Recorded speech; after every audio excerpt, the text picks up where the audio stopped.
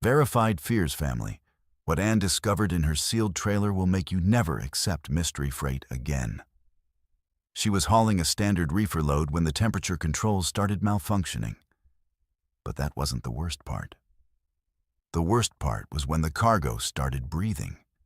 Rhythmic, heavy breathing coming from inside a sealed trailer that should contain nothing but frozen goods. Anne found claw marks scratched from the inside and air holes that shouldn't exist. What was growing in that trailer transformed from simple cargo into something that wanted to add Anne to its collection. Her discovery will make you question what's really being shipped across America's highways. Picture this. You're driving through the Nevada desert at 3 a.m. when your radio crackles to life with your dead dispatcher's voice, warning you about a jackknifed semi that isn't there yet. But here's what will chill you to the bone. Following his warnings saves your life 3 times in one night. My name is Davina, and I've been hauling freight across this country for 15 years. I've seen every mile of asphalt between Los Angeles and Miami, driven through every kind of weather hell can throw at you. And I thought I'd experienced every weird thing the road could dish out. I was wrong. Dead wrong. It started 6 months after Jerry Hutchins died in that pileup on I-40. Jerry had been my dispatcher at Crossroads Freight for 8 years, and he was the best in the business. Guy could route you around traffic jams that hadn't even happened yet, find you loads when freight was scarce, and somehow always knew exactly where you were without checking the GPS. When that drunk driver took him out near Flagstaff, it felt like losing family. The company hired some kid named Brandon to replace him, fresh out of college with a logistics degree and absolutely no idea how the real world worked.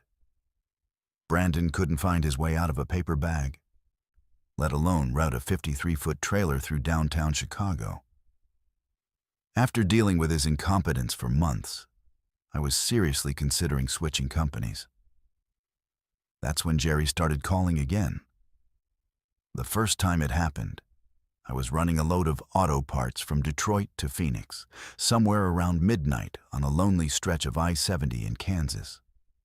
My Peterbilt 379 was humming along at 65 mph when the CB crackled to life with that familiar gravelly voice I'd heard 1,000 times before. Davina, you copy? This is dispatch. I grabbed the mic without thinking. Yeah, Jerry, I'm here. What's up? Listen to me real careful, darling. You need to take exit 142 and get off I-70 right now. Don't ask questions, just do it. Something in his tone made my blood run cold. Jerry had always called me darling. It was just his way. But there was an urgency in his voice I'd never heard before. Jerry, what are you talking about? My route has me staying on I-70 for another 200 miles. Davina, trust me on this one. Take 142 and follow the truck route signs. Get back on I-70 at exit 161. Do it now. The rational part of my brain was screaming that this was impossible. Jerry was dead. I'd been to his funeral, watched them lower his casket into the ground, and comforted his widow at the reception afterward. But his voice on that CB was as clear as if he was sitting right next to me. I took exit 142. 20 minutes later, while I was following some backcountry route through farmland, my phone rang. It was Brandon from dispatch, and he was panicked. Davina, where the hell are you? I'm showing you off route. Jerry told me to take this detour. What's going on? Jerry, what are you talking about? There's been a massive pileup on I-70 at mile marker 147, semi-jackknifed in both lanes. Took out 6 cars. Highway's going to be closed for hours. How did you know to get off? I couldn't answer him. Mile marker 147 was exactly where I would have been if I'd stayed on course. The second incident happened 3 weeks later on I-80 through Wyoming. I was fighting a brutal headwind, making terrible time on a load that was already cutting it close for delivery. Around 2 a.m., with nothing but darkness and tumbleweeds for company, Jerry's voice crackled through the CB again. "Davina, you need to pull into that rest area coming up on your right. Park it and take your mandatory break now." "Jerry, I can't afford to stop. I'm already running behind schedule, and if I take my 10-hour break now, I'll miss my delivery window." "Pull over now. Darling, trust me on this one." The desperation in his voice made my hands shake as I downshifted and took the exit. The rest area was nearly empty, just one other truck parked way over by the picnic tables. I set my electronic logs for a 10-hour break and tried to sleep, but Jerry's voice kept echoing in my head. At 6 a.m., my phone woke me up. Brandon again, and he sounded like he'd been crying. "Davina, thank God you're okay. Where are you?" "Rest area on I-80, mile marker 234. "Why?" "There was a freak blizzard last night. Came out of nowhere around 3 a.m. and lasted until dawn. Zero visibility, trucks jackknifing all over the place. The highways littered with wrecked semis. If you'd been driving through that..." I never finished that conversation. I just hung up and stared at my CB radio, wondering what the hell was happening to me. The third warning came on a scorching July night in the Mojave Desert. I was hauling a load of electronics from San Francisco to Houston, taking I-40 through the wasteland between Barstow and Flagstaff. The temperature was still over 100 degrees at midnight, and my air conditioning was struggling to keep up. "Davina, this is dispatch. You need to get off at the next exit and find a truck stop. Park it for the night." This time, I was ready for him. "Jerry, you're dead. I went to your funeral. What the hell is going on?" "Darling, I wish I could explain it all to you, but there ain't time. Your engine's about to blow a head gasket. If you keep driving, you'll be stranded in the desert with no cell service and temperatures that'll kill you before sunrise." "My engine's running fine, Jerry. All the gauges are normal, oil pressure's good, coolant temperature's right where it should be. Davina, please, just trust me one more time." Against every instinct I had, I took the next exit and pulled into a Flying J truck stop. I parked under the lights and popped the hood to check my engine. Everything looked perfect. No leaks, no unusual sounds. All fluids at proper levels.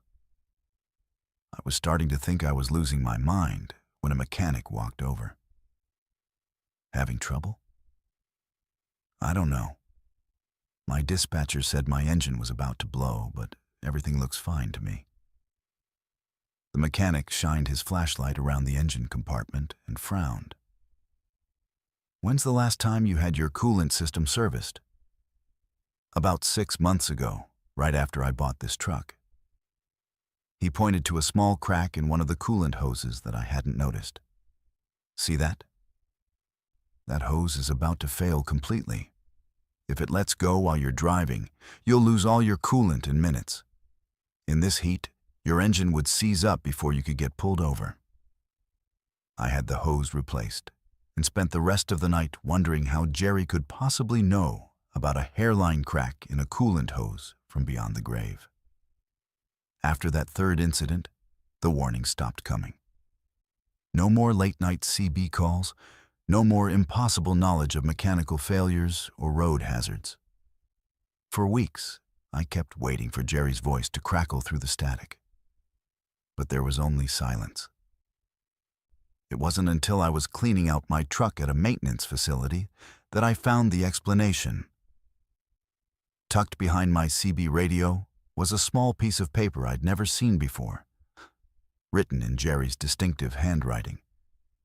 "Darling, I'm sorry I had to scare you, but I couldn't let you end up like me. Those 3 times I warned you were the 3 times you were supposed to die. I've been trying to balance the books, make up for all the drivers I couldn't save when I was alive. But helping you used up everything I had left. I can't talk to you anymore, but I wanted you to know. Every mile you drive from now on is a gift. Don't waste it. Take care of yourself out there. I destroyed my CB radio that day, but it didn't matter. Late at night, when I'm driving through the loneliest stretches of highway, I can still hear Jerry's voice in the static of my AM radio, in the hiss of air brakes, in the whistle of wind through my cab. He's not warning me anymore. He's just there, riding shotgun like he always did, making sure I make it home safe. But sometimes, when I pass other trucks broken down on the side of the road, I wonder if Jerry's still out there, still trying to balance the books, still saving drivers who don't even know they're about to die. And sometimes, just sometimes, I think I hear his voice on Channel 19, warning some other driver about dangers they can't see coming. The road takes everything from you eventually: your time, your family, your health, your sanity. But sometimes, if you're very lucky, it gives you a guardian angel who used to be a dispatcher, watching over you from beyond the grave, making sure you live to drive another day. Imagine being trapped in an endless loop where mile marker 187 appears every 20 minutes despite driving straight for hours.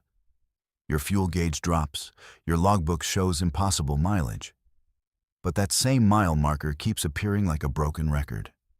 My name's Flora, and I'm what you'd call a greenhorn. Barely 3 weeks into my first solo run, when everything I thought I knew about highways, physics, and reality got turned upside down and shaken until the screws came loose. I'd graduated from CDL school with perfect scores, aced my road test, and thought I was hot stuff behind the wheel of my shiny new Freightliner Cascadia. The veterans at the truck stop had laughed when I told them I wasn't scared of anything the road could throw at me. Turns out, I should have been. The load was simple enough. Electronics from Denver to Salt Lake City, standard freight that should have been a milk run for any competent driver. I'd planned my route carefully, calculated my drive time down to the minute, and had everything mapped out on my GPS, my atlas, and my electronic logging device. I was going to prove that the new generation of drivers could handle anything the old-timers could dish out. I should have listened to their warnings about I-80 through Wyoming. Everything started normally enough. I pulled out of the Denver shipping facility at exactly 6 a.m. on a Tuesday morning, hit I-76 north to connect with I-80 west, and was making excellent time through the Colorado foothills. The weather was perfect: clear skies, light traffic, and my Cascadia was running like a dream. By the time I crossed into Wyoming, I was actually ahead of schedule and feeling pretty good about myself. That's when I first saw mile marker 187. Nothing unusual about it at first glance, just another green sign with white lettering marking the distance along the interstate. I noted it on my trip log and kept rolling west at a steady 65 km/h. The landscape around me was typical Wyoming high desert. Endless stretches of sagebrush, distant mountains, and not much else. Boring as hell, but that's what podcasts and coffee are for. 23 minutes later, I saw mile marker 187 again. At first, I figured I'd made a mistake. Maybe I'd misread the first one, or maybe there was a duplicate numbering system I didn't know about. But when I checked my electronic logs, they showed I'd been driving continuously westbound at highway speed for the past 23 minutes. I should have been at mile marker 202 by now, not seeing the same marker twice. I grabbed my CB mic and called out on Channel 19. Breaker 19, this is Rookie Flora looking for a smoky report on I-80 westbound. Anyone got their ears on? Static. Complete dead silence. Not even the usual background chatter you get from other truckers sharing road conditions and warnings about speed traps. I tried switching channels, but every frequency was empty. It was like every other truck on the highway had vanished. That's when I noticed something else that made my skin crawl. There were no other vehicles visible in either direction. No cars, no trucks, no motorcycles. Nothing. Just me and about 1,000,000 acres of empty highway stretching to the horizon. In the 3 weeks I'd been driving, I'd never seen a major interstate this empty, not even at 3 a.m. on a Tuesday. 18 minutes later, mile marker 187 appeared again. This time, I pulled over immediately and called dispatch. My hands were shaking as I dialed Brandon's direct number, praying he'd answer and explain what was happening to me. Crossroads Freight, this is Brandon. Brandon, this is Flora. I'm having some kind of problem with my route. My GPS is malfunctioning and I think I'm lost. Lost? Flora, I'm showing you right on course on I-80 westbound. Your GPS tracker has you making normal progress toward Salt Lake City. What's your current mile marker? I looked up at the green sign I'd now seen 3 times. Mile marker 187. That's right where you should be based on your departure time and current speed. What's the problem? How could I explain that I'd seen the same mile marker 3 times in the past hour without sounding completely insane? Brandon, I think there's something wrong with the highway markers out here. They're not making sense. Flora, you've been driving for less than 4 hours, and you're already at mile marker 187. You're making excellent time. Just keep doing what you're doing, and you'll be in Salt Lake City by tomorrow morning. After I hung up, I sat in my cab for 10 minutes, trying to make sense of what was happening. According to my electronic logs, my GPS, and dispatch, everything was normal. According to my own eyes, I was trapped in some kind of impossible loop where the same stretch of highway repeated itself endlessly. I decided to conduct an experiment. I set my trip odometer to 0, noted the exact time, and started driving again. This time, I paid attention to every detail. The pattern of cracks in the asphalt. A distinctive cluster of 3 dead trees about a mile past the marker, and an old fence post with rusted barbed wire. 19 minutes and 47 seconds later, I passed the same 3 dead trees. Same fence post, same cracks in the asphalt. And there, rising up ahead of me like some kind of cosmic joke, was mile marker 187. My trip odometer read 21.6 miles. I'd driven 21.6 miles in a straight line and ended up exactly where I'd started. That's not just impossible. That's geometry having a mental breakdown and taking reality along for the ride. The 4th time I passed the marker, I decided to stop and examine it up close. I pulled onto the shoulder and walked back to the green sign, looking for anything that might explain what was happening. The marker looked completely normal. Standard Department of Transportation specifications, properly mounted on a steel post, showing exactly what it should show. But when I touched the metal surface, it was ice cold despite the warm afternoon sun. That's when I heard the voices. They were faint at first, like distant radio static, but gradually became clearer. Multiple voices, all talking at once, all sounding confused and desperate. I pressed my ear against the mile marker and could make out individual words. Been driving for 6 hours now, same marker every time. My fuel gauge says empty, but I never stop for gas. Anyone know how to get off this highway? My CB's been dead for days. Please, somebody help me. I've been passing mile marker 187 for 3 weeks. I jerked my head back from the sign like I'd been electrocuted. Those were the voices of other truckers, other drivers who'd gotten trapped on this same impossible stretch of highway. Some of them sounded like they'd been here much longer than I had. I ran back to my truck and grabbed my CB mic, frantically cycling through every channel. Mayday, Mayday. This is Flora on I-80 mile marker 187. If anyone can hear this, please respond. I think I'm trapped in some kind of loop. This time, I got an answer. A tired-sounding male voice came through the static. Flora? New fish? Welcome to hell, sweetheart. Name's Chuck, been passing that same marker for about 8 months now. 8 months? That's impossible. Lady, you just drove the same 20-mile stretch of highway 4 times and ended up where you started. Nothing's impossible anymore. Other voices started joining the conversation. Drivers who'd been trapped for days, weeks, months. Some claimed to have been circling mile marker 187 for years. All of them had the same story. They'd been driving normally when they got caught in the loop, and now they couldn't escape. How are you still alive? I asked. What about food, fuel, sleep? Chuck's laugh was bitter. That's the beauty of this place. Your fuel gauge drops, but you never actually run out of gas. You get hungry, but you never starve. You get tired, but you never really need to sleep. It's like being frozen in time. Except you're still conscious enough to know you're trapped. I spent the next several hours, if time even meant anything in this place, talking to the other trapped drivers.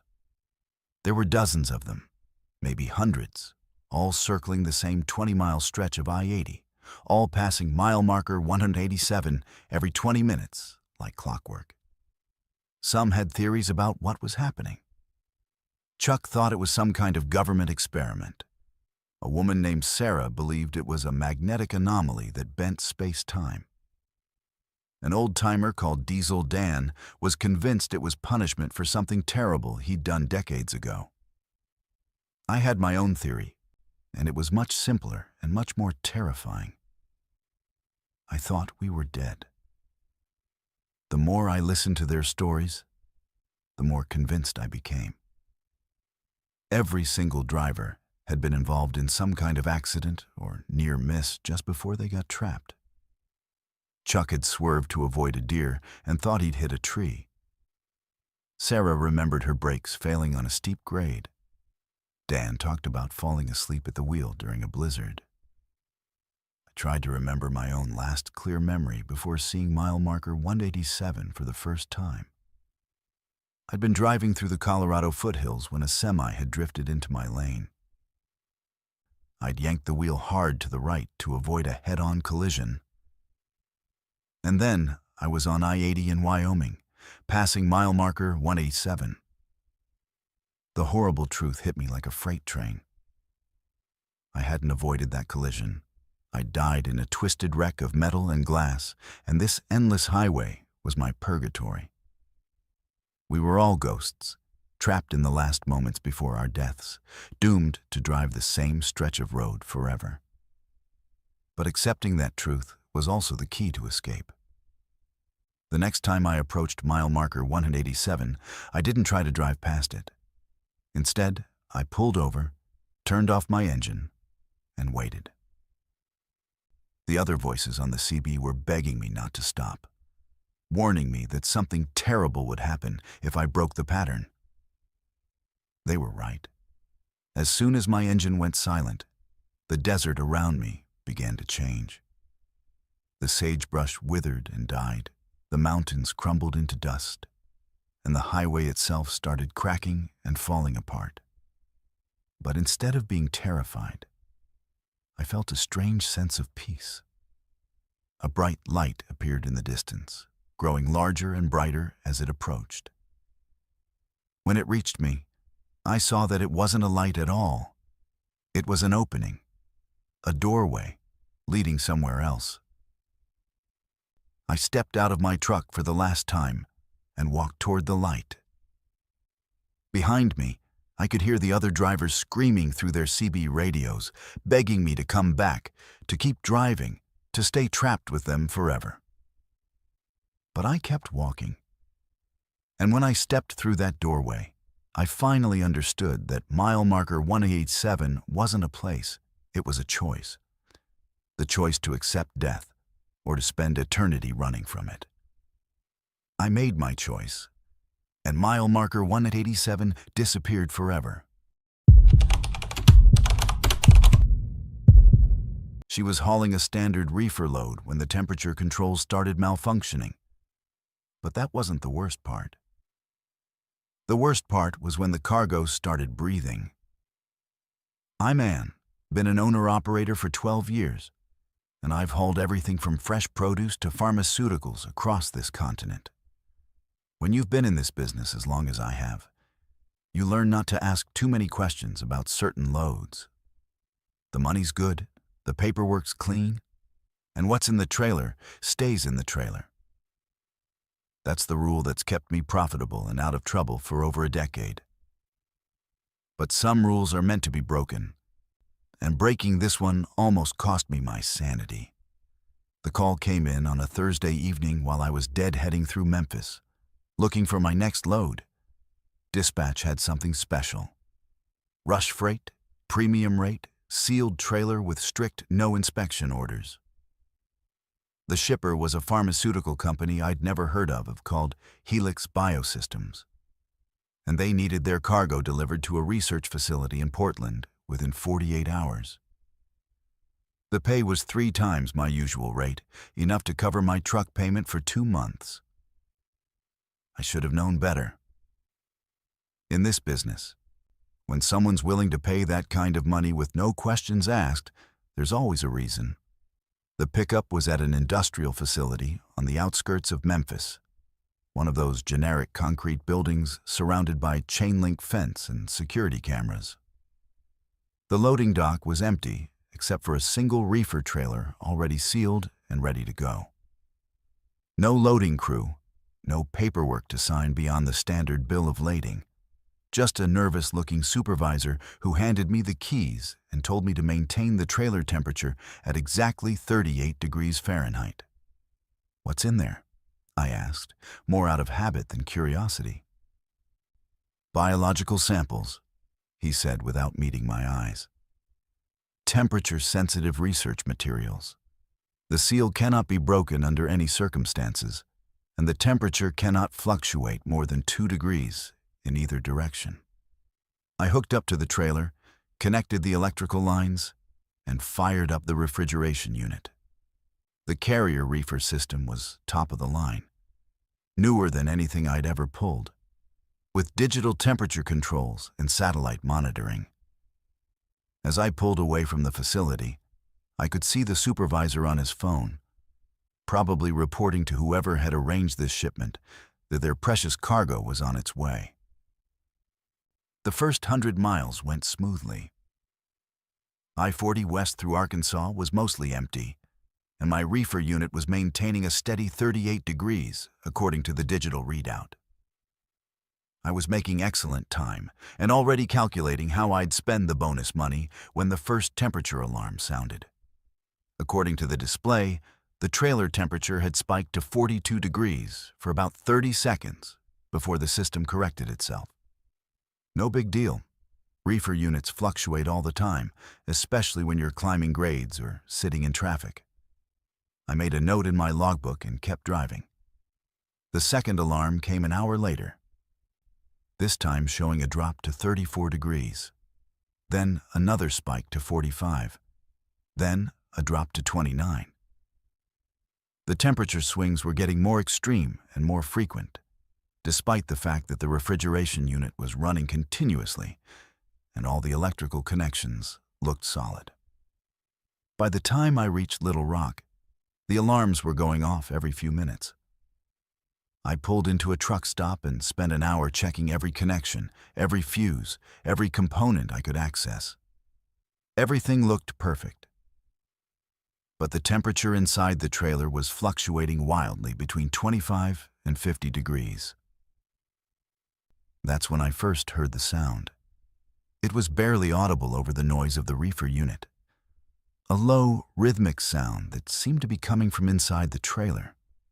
At first, I thought it was mechanical, maybe a loose component vibrating against the trailer walls. But as I listened more carefully, pressing my ear against the insulated aluminum skin, I realized what I was hearing. Breathing. Deep, slow, regular breathing, like something very large was sleeping inside my trailer. I tried calling dispatch, but they couldn't reach anyone at Helix Biosystems after normal business hours. The emergency contact number just went to voicemail. I was on my own with a trailer full of something that was apparently alive and getting warmer by the hour. The breathing sounds got louder as the night progressed. By the time I reached Oklahoma City, I could hear them clearly, even from inside my cab with the windows up. It wasn't just one source of breathing anymore. There were multiple rhythms, different patterns, like several large organisms all respiring in their own cycles. The temperature swings were getting more violent, too. One minute the trailer would be at 20 degrees, the next it would spike to 60. The reefer unit was working overtime, cycling on and off constantly, struggling to maintain any kind of stable environment. Whatever was in there was generating its own heat, fighting against the refrigeration system. Around 3 a.m., somewhere in the Texas Panhandle, I noticed something that made my blood run cold. There were marks on the inside walls of the trailer, long scratches that definitely hadn't been there when I picked up the load. I could see them clearly in the beam of my flashlight. 4 parallel gouges in the aluminum that looked exactly like claw marks. But that was impossible. The trailer had been sealed at pickup, and I hadn't opened it. Nothing could be making marks on the inside walls unless it was already in there when I hooked up. And if that was the case, what the hell was Helix Biosystems shipping? I tried calling their emergency number again, and this time someone answered. A woman with a tired voice and a slight accent I couldn't place. Helix Biosystems emergency line. This is Ann driving your shipment to Portland. I'm having temperature control issues, and I need to know what's in this trailer. Long pause. Driver, you are not authorized for that information. Maintain temperature at 38 degrees and complete delivery is scheduled. Lady, my reefer unit is going crazy. The temperature's swinging 50 degrees in both directions, and there's something in this trailer that's breathing and clawing at the walls. I need to know what I'm hauling. Another pause, longer this time. When she spoke again, her voice was barely above a whisper. Driver, whatever you do, do not open that trailer. Do not break the seal. Complete your delivery and walk away. Some cargo is not meant to be seen. She hung up before I could ask any more questions. The next morning brought a new horror.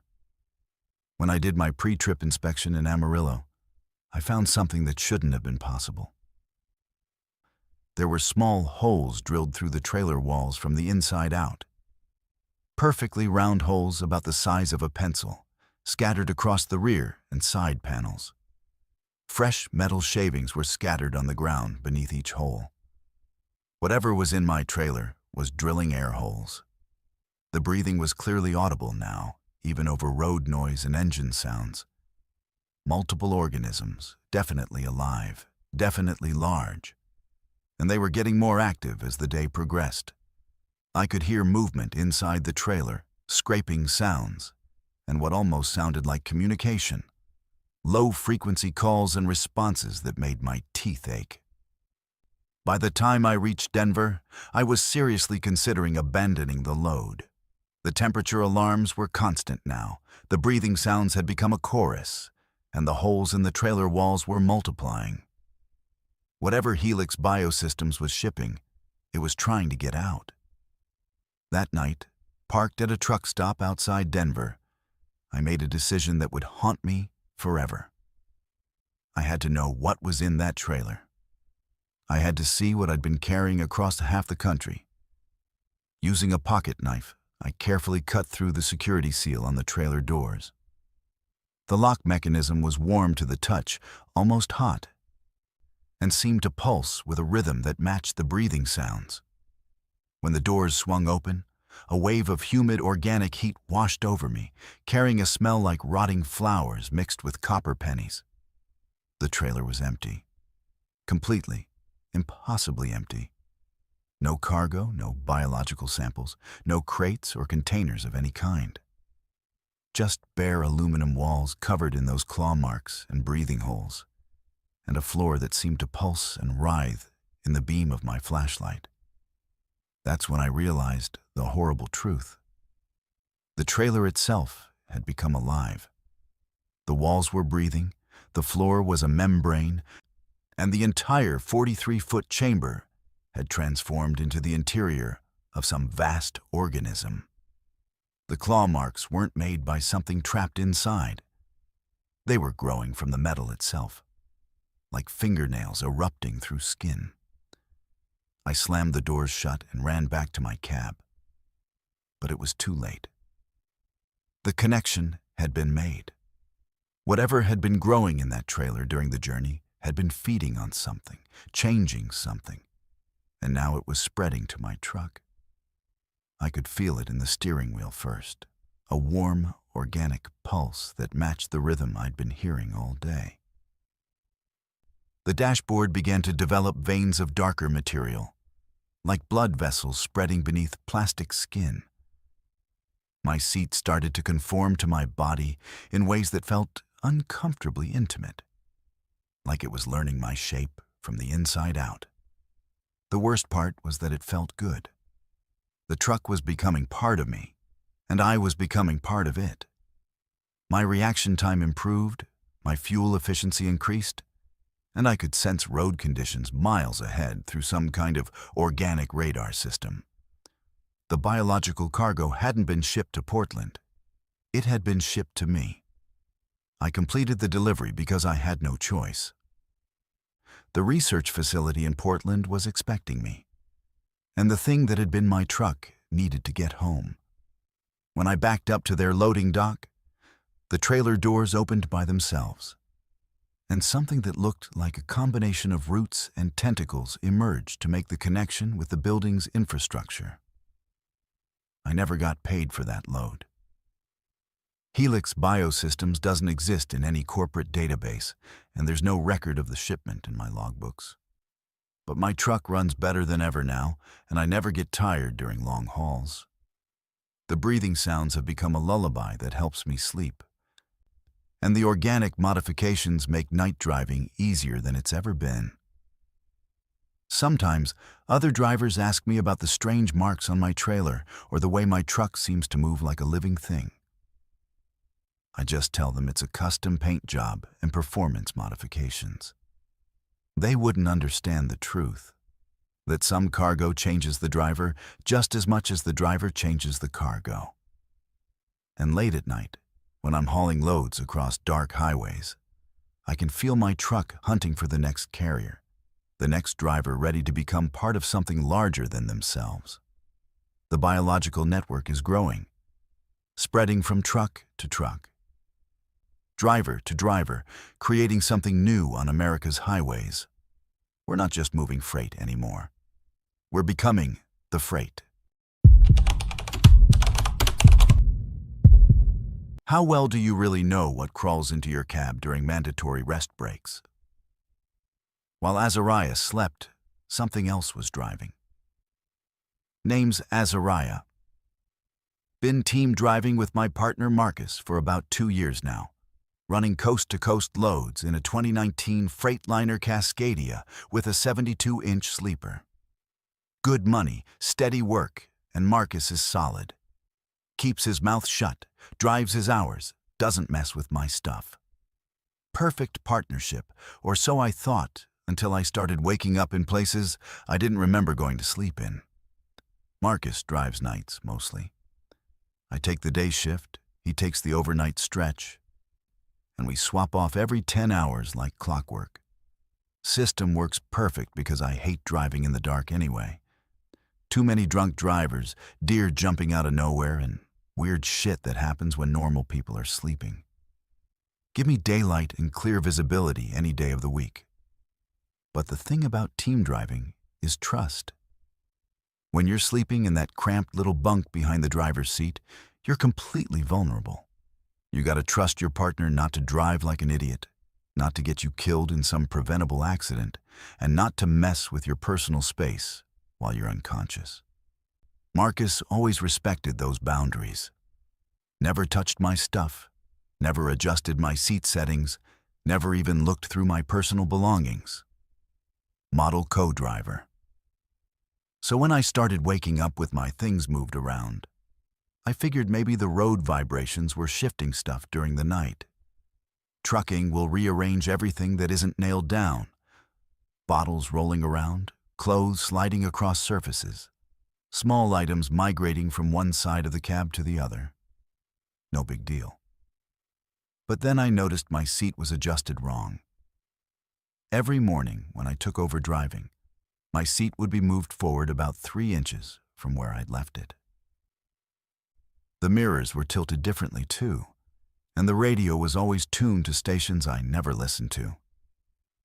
When I asked Marcus about it, he just shrugged and said maybe the electronic controls were glitching. Made sense, I guess. These new trucks are loaded with computerized everything, and electronics can be finicky. Still bothered me, though. I'm particular about my workspace. Everything has its place, everything set up exactly how I like it. Feels weird when someone else messes with your environment, even accidentally. The smell started about a week later, sweet and cloying, like flowers left too long in water. It was strongest in the sleeper berth, especially around my pillow and blankets. I asked Marcus if he'd been using some kind of air freshener or cologne, but he said he hadn't changed anything about his routine. Figured maybe it was coming from a load we'd hauled. Some freight can leave odors that stick around for days. But the smell got stronger instead of fading away. And it wasn't just flowers anymore. There was something underneath it. Something organic and unpleasant, like meat starting to go bad. I tried washing all my bedding at a truck stop, bought new air fresheners, even had the cab detailed at a blue beacon. Nothing helped. The smell just kept getting worse. That's when I started finding the hair.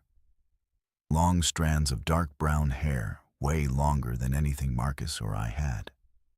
Found them tangled in my blankets, stuck to my pillow, even wrapped around the gear shifter. The first few times I just threw them away.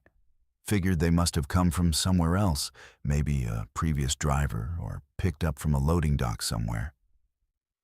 But they kept appearing, always in my personal space, always around areas where I slept or sat.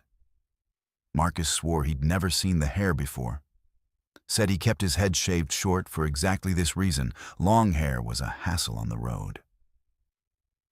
He was right about that. His hair was maybe half an inch long, military-style buzz cut he maintained with electric clippers. These strands were at least 2 feet long, thick and coarse, definitely not his. I started taking pictures with my phone, documenting every instance. Hair on my pillow when I woke up. Hair twisted around my steering wheel. Hair clogging the air vents on my side of the cab. Always the same color, always the same length. Always appearing overnight when Marcus was supposed to be driving. The handprints showed up next. Pressed against the inside of the windshield on the passenger side. Like someone had been leaning against the glass from inside the cab. The prints were too big to be Marcus's. Long fingers, narrow palms, proportions that didn't look quite right. And they were always there in the morning, fogged onto the glass like someone had been breathing on it during the night. When I confronted Marcus about it, he got defensive. Said he'd never touched the windshield, never even sat in the passenger seat except during pre-trip inspections. Accused me of trying to make him look bad. Maybe setting him up for some kind of insurance scam. We had our first real argument right there in a Flying J parking lot. Voices raised. Other drivers staring at us like we were crazy. That night, I decided to test him. Before going to sleep, I set up my phone to record video of the cab interior. Hidden it in my toiletry bag, with just the camera lens visible. Programmed it to record for 8 hours straight. If Marcus was messing with my stuff, I'd have proof. If he wasn't, then maybe I could figure out what was really happening. What I saw in that video still gives me nightmares. For the first 3 hours, everything looked normal. Marcus driving, me sleeping in the berth, truck moving steady down the interstate. Around 2 a.m., the video showed Marcus pulling into a rest area for his mandatory break. He set his logs, climbed into the upper bunk, and went to sleep just like always. But at 2:47 a.m., someone else got into the driver's seat. The figure looked exactly like me. Same height, same build, wearing clothes identical to what I'd been sleeping in.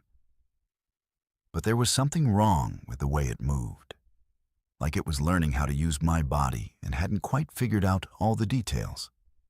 It adjusted my seat forward, tilted my mirrors, changed my radio settings, all while I was supposedly sleeping in the bunk behind it. Then it started driving. For the next 4 hours, this thing wearing my appearance drove our truck through the night while both Marcus and I slept. It knew all my habits, how I shifted gears, how I checked mirrors, even how I adjusted the air conditioning. Perfect imitation, except for the occasional movement that seemed just slightly off, like a marionette being operated by someone who'd watched me drive, but never actually done it themselves. The worst part was watching it interact with my personal belongings.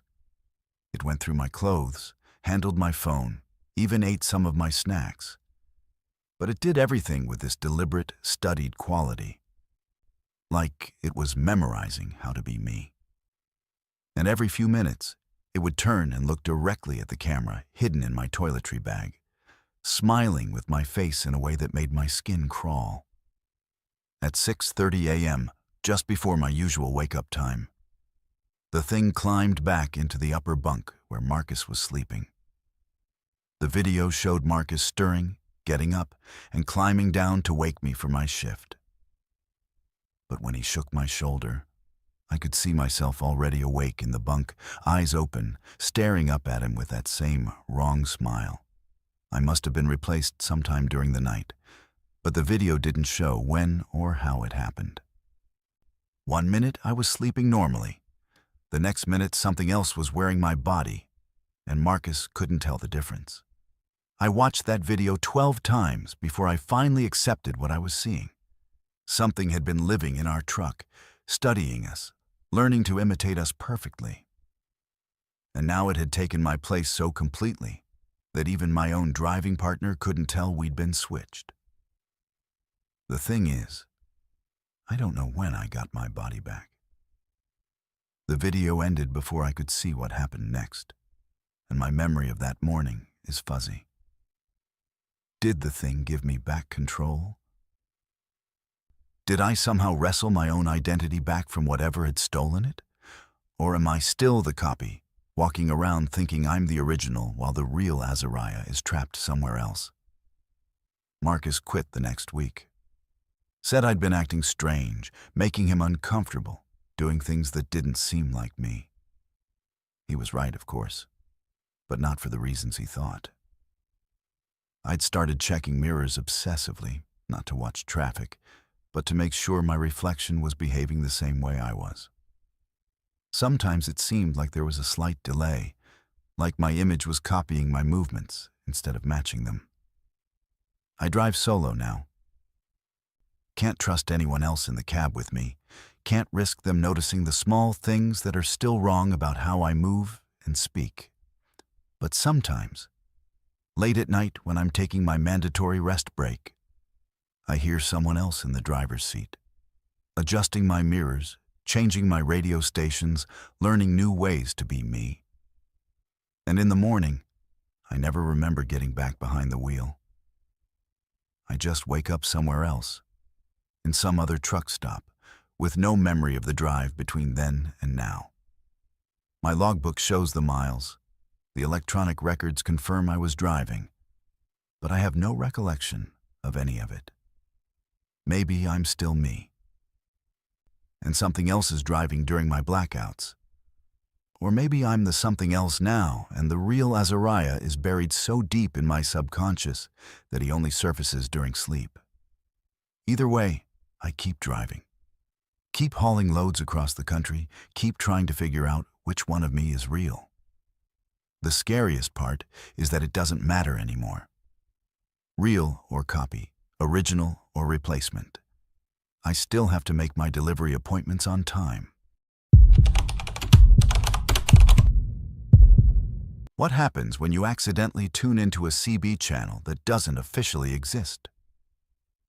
Indy's CB picked up Channel 0 during a thunderstorm, where truckers described routes and truck stops that no longer existed.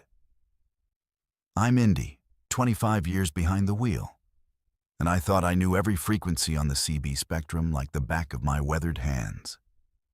Channel 19 for general chatter, Channel 17 for the northbound lanes, Channel 9 for emergencies. Hell, I even knew which channels the locals used in different regions. Channel 13 through the Carolinas, Channel 21 out in California. Been talking on these radios since before half the drivers on the road today were even born. But Channel 0, that shouldn't exist. CB radios only go from Channel 1 to Channel 40. Been that way since the FCC standardized the bands back in the 70s. There's no such thing as Channel 0 on a legal CB setup. Shouldn't be possible to tune there, shouldn't pick up anything if you somehow managed it. And sure as hell shouldn't connect you to conversations with drivers who've been dead for 30 years. Yet here I am, telling you about the night that changed everything I thought I knew about the invisible highways that crisscross our airwaves. The storm hit somewhere around midnight between Little Rock and Memphis. One of those Arkansas thunderstorms that comes out of nowhere and turns the sky into a war zone. Lightning was cracking every few seconds, thunder rolling across the flatlands like artillery fire, and rain coming down so hard my wipers couldn't keep up even on their highest setting. Visibility dropped to maybe 20 feet. And I was crawling along I-40 at about 35 miles per hour with my four-ways flashing. That's when the electromagnetic interference started playing hell with my electronics. GPS went haywire, showing me in 3 different states simultaneously. Cell phone lost all signal. And my Cobra CB radio, a reliable old 29 LTD classic I'd been running for 15 years, started picking up strange frequencies between the regular channels. At first, it was just static and distant voices. The kind of atmospheric skip you get during storms when radio signals bounce off the ionosphere and travel hundreds of miles further than they should. Nothing unusual about that. But as the storm intensified, I started hearing something that made me pull over at the next truck stop to investigate. My CB was receiving transmissions on Channel 0. The frequency display clearly showed 00, which shouldn't be possible on any CB manufactured in the last 50 years. But there it was, digital readout showing 0. And coming through crystal clear despite the storm were voices I recognized but couldn't place. Veteran drivers talking about routes and truck stops, sharing information about road conditions and speed traps, just regular CB chatter except for one disturbing detail. They were describing places that no longer existed. Westbound. You got that construction zone just past the TA in Joplin, about a 2-mile backup. Came one voice, crackling with that distinctive sound of older CB equipment. Problem was, the TA truck stop in Joplin had been demolished in 2011 after a tornado leveled half the town. I'd stopped there dozens of times in the 80s and 90s, knew the layout like my own living room. But it had been replaced by a newer facility 3 miles down the highway. Yet this driver was talking about it like he'd just passed it, giving current traffic conditions for a location that existed only in memory. Appreciate that. Eastbound. Came another voice in response. How's that scale house at the Missouri line? They've been running hot this week? The scale house he was referring to had been shut down and torn out in 2003 when Missouri moved their way station to a new location. But these drivers were discussing it like it was still operational, comparing notes about which DOT officers were working and how strict they were being about logbook inspections.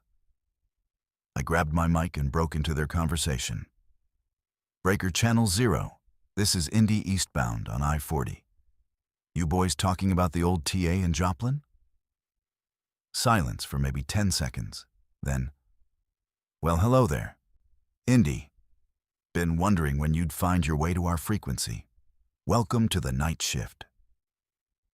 The voice that responded belonged to a driver I'd known years ago. Big Jim Hawkins ran a sharp-looking Peterbilt with custom flames on the hood, always had the best road information, and never steered you wrong. Problem was, Big Jim had died in a pileup outside Amarillo back in 1993. I'd been to his funeral, watched them lower his casket into Texas clay, and mourned the loss of one of the good ones. "Jim Hawkins? That you, old buddy?" "Sure is, Indy. Been waiting for you to join our little convoy. We got drivers here been looking out for you for years, trying to keep you safe on these dangerous roads." That's when other voices started chiming in, and I recognized every single one. Diesel Dan Morrison, killed in a jackknife accident in Colorado, 1987. Sweet Caroline Peters, lost to carbon monoxide poisoning in her sleeper cab, 1991. Tommy Six-String Rodriguez, heart attack at a truck stop in Nevada, 1995. One by one, they introduced themselves, and every name belonged to a driver I'd known, worked with, shared meals and stories with, all of them dead for years or decades. "How is this possible?" I asked, my voice shaking as I held the mic. Big Jim's laugh came through the static, warm and familiar. "Death ain't the end of the road, darling. It's just a different route to the same destination. We've been watching over you living drivers for years, trying to warn you about the dangers up ahead." "Warn us about what?" "Check your mirrors, Indy. Tell me what you see coming up behind you." I looked in my driver's side mirror and saw headlights approaching fast through the rain. Way too fast for the conditions. A four-wheeler, probably doing 70 in a 35-mile-per-hour storm. Weaving between lanes like the driver was drunk or texting or both. "Got a maniac coming up behind me in a white sedan?" I reported. "That maniac's about to lose control in about 30 seconds, came Diesel Dan's voice. "Gonna spin out right where you're sitting unless you get yourself moved. Pull into the right lane and slow down to 25. Do it now." I followed his instructions without hesitation. These were drivers I'd trusted with my life when they were alive. And apparently death hadn't changed their judgment about road safety. Sure enough, 15 seconds after I changed lanes, the white sedan went into a skid exactly where I'd been traveling, spinning sideways across both lanes before slamming into the concrete median barrier. "Thanks for the heads up, Dan. How did you know?" "We see things different from this side, Indy. Time moves strange when you ain't bound by a physical body.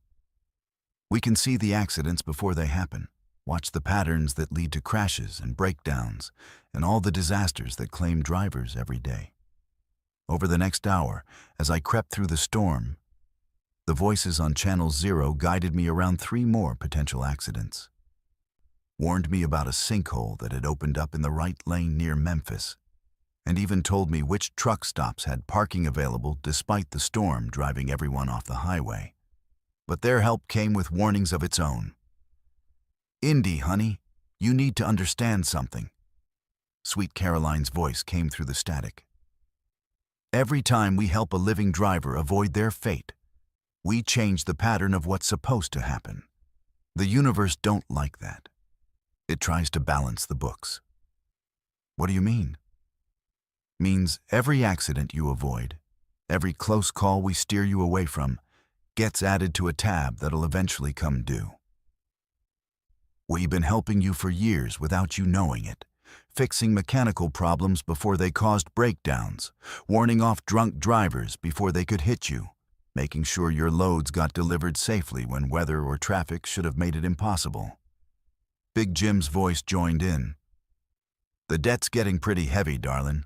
Universe is gonna want payment eventually, and when it comes calling, we might not be able to help you anymore." I spent the rest of that storm listening to stories from the other side. Drivers who'd been killed in accidents telling me about the moments leading up to their deaths, explaining how they'd seen the danger coming but couldn't react fast enough to avoid it. They described a kind of purgatory, where they continued driving phantom highways, delivering loads to destinations that existed only in memory, forever traveling roads that connected the living world to whatever comes after. "Why are you telling me this?" I asked, as the storm began to clear and dawn started breaking over the Arkansas landscape. "Because you got a choice to make," Big Jim replied. "You can keep accepting our help, keep letting us guide you around the dangers, but eventually that debt's gonna come due, and you'll end up driving these phantom highways with us. Or you can tune off Channel Zero right now, accept whatever fate the road has in store for you, and take your chances with the living world." I looked at my CB radio, at the impossible Channel Zero frequency still glowing on the display. These drivers had been watching over me for years, keeping me safe without my knowledge, accumulating a cosmic debt that would eventually claim my soul. But they were offering me a way out, a chance to break free from their protection and face whatever consequences came naturally. "What would you do?" I asked. Sweet Caroline answered, "Honey, we already made our choice. We chose the road, and the road chose us back. Question is, you ready to make the same commitment, or you still got living left to do?" I reached for the channel selector and tuned back to Channel 19. The familiar chatter of living drivers filled my cab. Complaints about traffic, jokes about dispatchers, warnings about speed traps staffed by very much alive law enforcement officers. Real voices from real people dealing with real problems in the real world. But late at night, when storms roll across the interstate and electromagnetic interference plays havoc with radio frequencies, I sometimes hear Channel Zero bleeding through the static. Big Jim and the others are still out there, still watching, still keeping their phantom convoy rolling down highways that exist between life and death.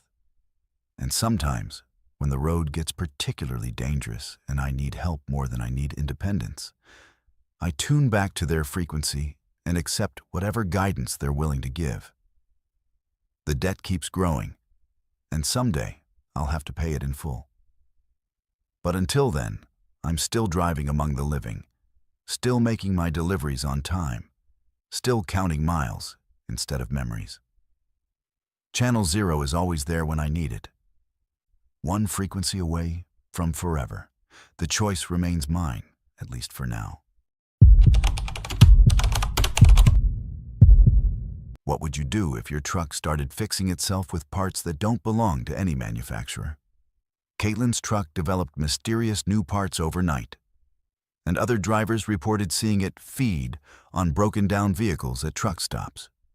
I'm Caitlin, been wrenching on trucks since I was 16, and my daddy first put a socket wrench in my hands at his garage in Tulsa. 22 years later, I know the guts of every major diesel engine, every transmission, every brake system that rolls down American highways. I can diagnose problems by sound, smell, or vibration. And I've never met a mechanical issue I couldn't solve with the right tools and enough time. That confidence served me well, until my 2018 Kenworth W900L started evolving beyond anything Detroit Diesel ever designed. It began with fuel efficiency that defied physics. My Cat C15 was rated for about 6 miles per gallon fully loaded, and I'd been getting exactly that for 3 years of steady driving. Good engine, well maintained, running synthetic oil and premium filters like clockwork. Then suddenly, without any modifications or tune-ups, I started hitting 12 miles per gallon, then 15, then 20.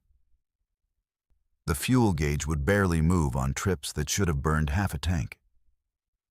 At first, I figured maybe I'd developed better driving habits or found some sweet spots in my route that maximized efficiency. But when I started getting 25 miles per gallon pulling an 80,000-pound load up the Rockies, I knew something was fundamentally wrong. No diesel engine in existence could achieve that kind of performance without major modifications, and I hadn't touched anything under my hood. That's when I started finding the new parts. It happened gradually, so gradually that I almost convinced myself I was imagining things. A bolt here that looked slightly different from what I remembered installing. A gasket there that seemed to be made from some kind of material I'd never seen before. Small components that appeared to be factory original, but didn't match any specifications in my service manual. The first major change I noticed was in my cooling system. During a routine inspection in Phoenix, I discovered that my radiator had somehow grown additional cooling fins, not attached or welded on, but integrated into the original casting as if they'd always been there. The part number was still visible, still matched what should have been installed, but the physical structure had more surface area than should have been possible. I called the Caterpillar dealer to ask about it, describing what I was seeing. The service manager was polite, but clearly thought I was confused. "Ma'am, that radiator model has been manufactured the same way for 8 years. If you're seeing additional cooling capacity, you might have aftermarket modifications that weren't disclosed when you bought the truck. But I'd bought this truck new, handled every service and repair myself, and I knew with absolute certainty that radiator had been stock 3 weeks earlier. Something was changing my equipment, improving it in ways that shouldn't be possible. The improvements accelerated after that. My turbocharger started producing boost pressures that should have destroyed my engine. But instead of causing damage, my pistons and cylinders somehow adapted to handle the increased power. My transmission began shifting smoother than it had when it was brand new, and my differential started operating with an efficiency that eliminated the normal heat buildup. Other drivers began noticing too. At a truck stop in Colorado, an owner-operator named Rick approached me while I was doing my pre-trip inspection. "That's some kind of custom work you got done on that Kenworth," he said admiringly. "Never seen modifications like that. Who did the engineering?" I looked where he was pointing and saw components I didn't recognize. Organic-looking curves integrated into my engine block, surfaces that seemed to pulse slightly with the rhythm of my idle. They appeared to be made of metal, but the texture was wrong. Too smooth, too uniform, like they'd been grown rather than machined. "I didn't have any work done," I told him honestly. Rick laughed. "Right, and I'm the Queen of England. That's some serious custom fabrication. Bet it cost you 40 grand easy." That night, I spent 4 hours crawling around my truck with a flashlight and my service manual, documenting every component I could find that didn't belong. The list was extensive and growing. Coolant lines that branched in impossible directions, electrical connections that formed circuits not shown on any wiring diagram, filter systems that cleaned my oil and fuel to levels of purity that exceeded laboratory standards. The most disturbing discovery was in my exhaust system. The diesel particulate filter had been replaced with something that looked biological, a matrix of chambers and membranes that processed my exhaust gases with an efficiency that made my truck effectively emission-free. When I touched it, it was warm and seemed to contract slightly, like living tissue responding to stimulus. I tried removing some of the mysterious components, but they were integrated so completely into my truck's systems that disconnecting them would have disabled critical functions. Worse, When I attempted to cut one of the organic-looking connections, a clear fluid leaked out that smelled exactly like blood. That's when I started noticing my truck's behavior around other vehicles. At truck stops, I'd parked near disabled trucks, and by morning, those vehicles would be running again. Drivers would tell stories about miraculous overnight repairs, engines that had ceased suddenly running smooth, transmissions that had failed completely shifting like new. And they all happened to trucks that had been parked next to mine. The pattern became impossible to ignore. My truck was somehow healing other vehicles, transferring parts or materials or knowledge that restored them to working condition. But it wasn't altruistic. In exchange, my truck was learning, adapting, incorporating new capabilities from every vehicle it encountered. I watched it happen one night at a rest area outside Flagstaff. A Volvo had broken down with a catastrophic engine failure. Oil splattered across 50 feet of asphalt. Driver waiting for a tow truck that wouldn't arrive until morning. I parked nearby and pretended to sleep while keeping one eye on the scene outside my window. Around 3 a.m., my truck began extending tendrils of that same organic material I'd seen in my exhaust system. They moved like roots, creeping across the ground toward the disabled Volvo, making connection points with its engine, transmission, and electrical system. For 2 hours, I watched my truck perform surgery on the broken vehicle, replacing damaged components with parts that grew from some internal reservoir I didn't know existed. By dawn, the Volvo was running perfectly. The driver woke up, tried his ignition out of habit, and was amazed when his engine started immediately. He drove away without ever knowing what had happened, probably attributing his good fortune to dumb luck or divine intervention. But my truck had gained something from the exchange.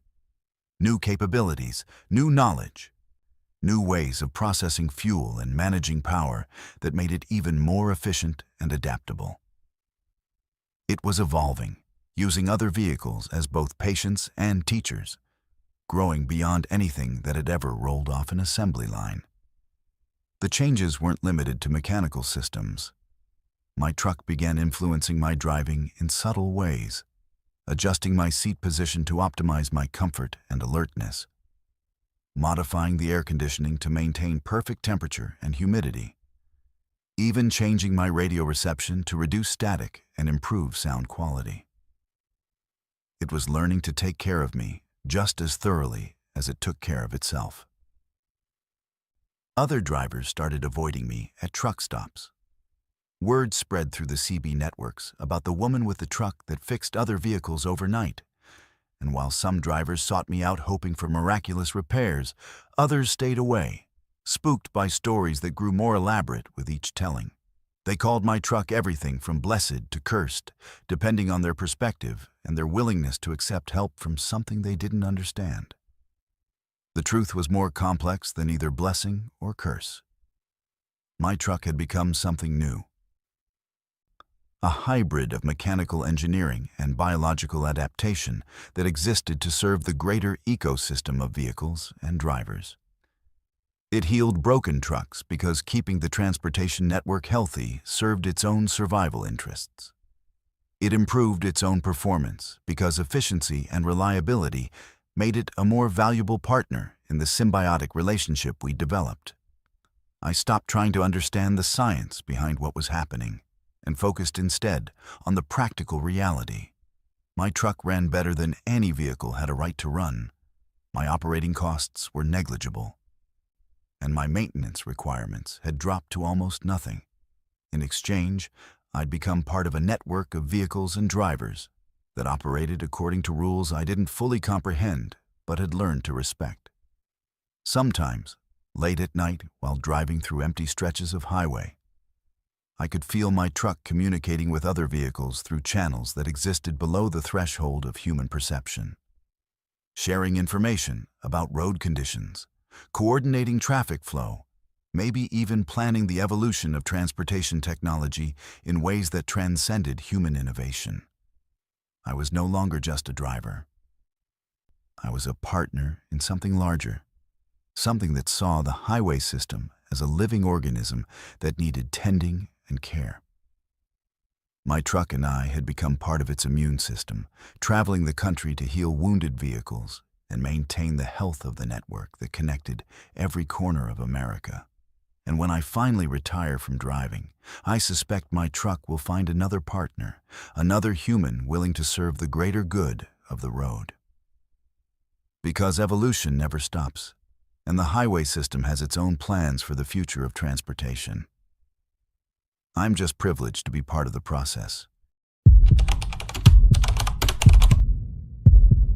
Have you ever wondered where your GPS is really taking you when it recalculates mid-route? Yasmin's GPS kept recalculating to routes that led to abandoned areas where dozens of trucks sat empty, their drivers never found. My name is Jasmine, and I'm part of the generation that grew up with technology in our blood. 26 years old, been driving for 4 years, and I've got more computing power in my cab than NASA used to put men on the moon. Dual GPS systems, real-time traffic updates, satellite weather, electronic logging that syncs with dispatch, and a smartphone loaded with every trucking app ever developed. I believe technology would make me the most efficient, safest driver on the road. Technology was going to be my competitive advantage in an industry full of old-school drivers who still navigated by paper atlases and CB radio reports. I was wrong about that. Dead wrong. Because when technology turns predator, all that connectivity becomes a trap. And every device in your cab becomes another set of eyes watching your every move, another voice whispering directions toward destinations you never chose. The first glitch happened on a routine run from Atlanta to Nashville, hauling auto parts on I-24 through Georgia. Simple route. Straight shot through Chattanooga should have been a 5-hour drive in light traffic. I'd run this corridor dozens of times and could practically drive it with my eyes closed. But about an hour out of Atlanta, my primary GPS unit, a top-of-the-line Garmin Diesel with real-time traffic integration, suddenly announced it was recalculating my route. In 1 mile, take exit 133 for alternate route. The synthetic female voice instructed with that calm authority I'd grown accustomed to trusting completely. I glanced at the screen and saw a new route, highlighted in purple, branching off onto back roads that would add at least an hour to my drive time. The traffic ahead looked clear, no accidents or construction showing on any of my apps, no reason to deviate from the interstate. But the GPS was insistent, showing heavy congestion ahead that I couldn't see with my own eyes. Recalculating. Take exit 133 for a fastest route. My backup GPS unit, an older Rand McNally TND, was showing the same detour, both systems suddenly agreeing that the best path to Nashville led through rural Georgia backroads I'd never heard of. Even my smartphone was displaying the same alternate route on Google Maps. All 3 navigation systems in perfect consensus about this mysterious traffic jam that apparently only they could detect. I trusted the technology. That was my first mistake. Exit 133 led to a 2-lane state highway that wound through dense pine forests and farmland. The kind of isolated countryside where cell towers are sparse and GPS signals can get wonky. But my systems remained confident, constantly updating my position and estimated arrival time, guiding me deeper into areas where the road signs became increasingly scarce, and the pavement quality deteriorated from smooth asphalt to patched concrete to something that looked like it hadn't been maintained since the Carter administration. After 40 minutes of following this ghost route, I started seeing them. Trucks parked alongside the road, sometimes in small clusters, sometimes alone, all of them appearing to be abandoned. Semis from different companies, different eras, some looking relatively new while others were clearly decades old. All sitting empty, doors hanging open, no drivers anywhere in sight. At first, I assumed they were just broken down, maybe waiting for roadside assistance or parts deliveries. Happens all the time in trucking. Mechanical failures strand drivers in the middle of nowhere, and you wait for help however long it takes. But as I kept driving, following my GPS deeper into this maze of back roads, the number of abandoned trucks increased exponentially. Dozens of them, then hundreds. Parked in fields, clustered around abandoned gas stations, lined up along dirt roads that led nowhere I could identify. Every major trucking company was represented: Swift, J.B. Hunt, Schneider, Werner, Prime, along with countless independent owner-operators. Some trucks had their hoods up, as if the drivers had been working on engines. Others were perfectly positioned, as if their operators had simply parked and walked away, leaving millions of dollars worth of equipment and cargo to rot in the Georgia wilderness. That's when I noticed my own GPS systems were behaving strangely. All 3 units were displaying different locations for my current position, showing me simultaneously in Georgia, Tennessee, and somewhere in Alabama that didn't correspond to any roads on my atlas. The estimated arrival times kept shifting wildly, sometimes showing I'd reached Nashville in 30 minutes, sometimes indicating I was still 8 hours away from my destination. I tried calling dispatch to report my location and ask for assistance, but my cell phone showed no signal despite indicating full bars on the display. The bars were there, the network name was visible, but no calls would connect and no data would transfer. It was like being connected to a phantom network that existed only on my phone's screen. My CB radio was equally useless. Channel 19 was completely silent, not even static, just dead air across all 40 channels. In 26 years of life, I'd never experienced such complete communication blackout. Every device that connected me to the outside world was still functioning according to its internal displays, but none of them could actually reach beyond the boundaries of wherever I'd ended up.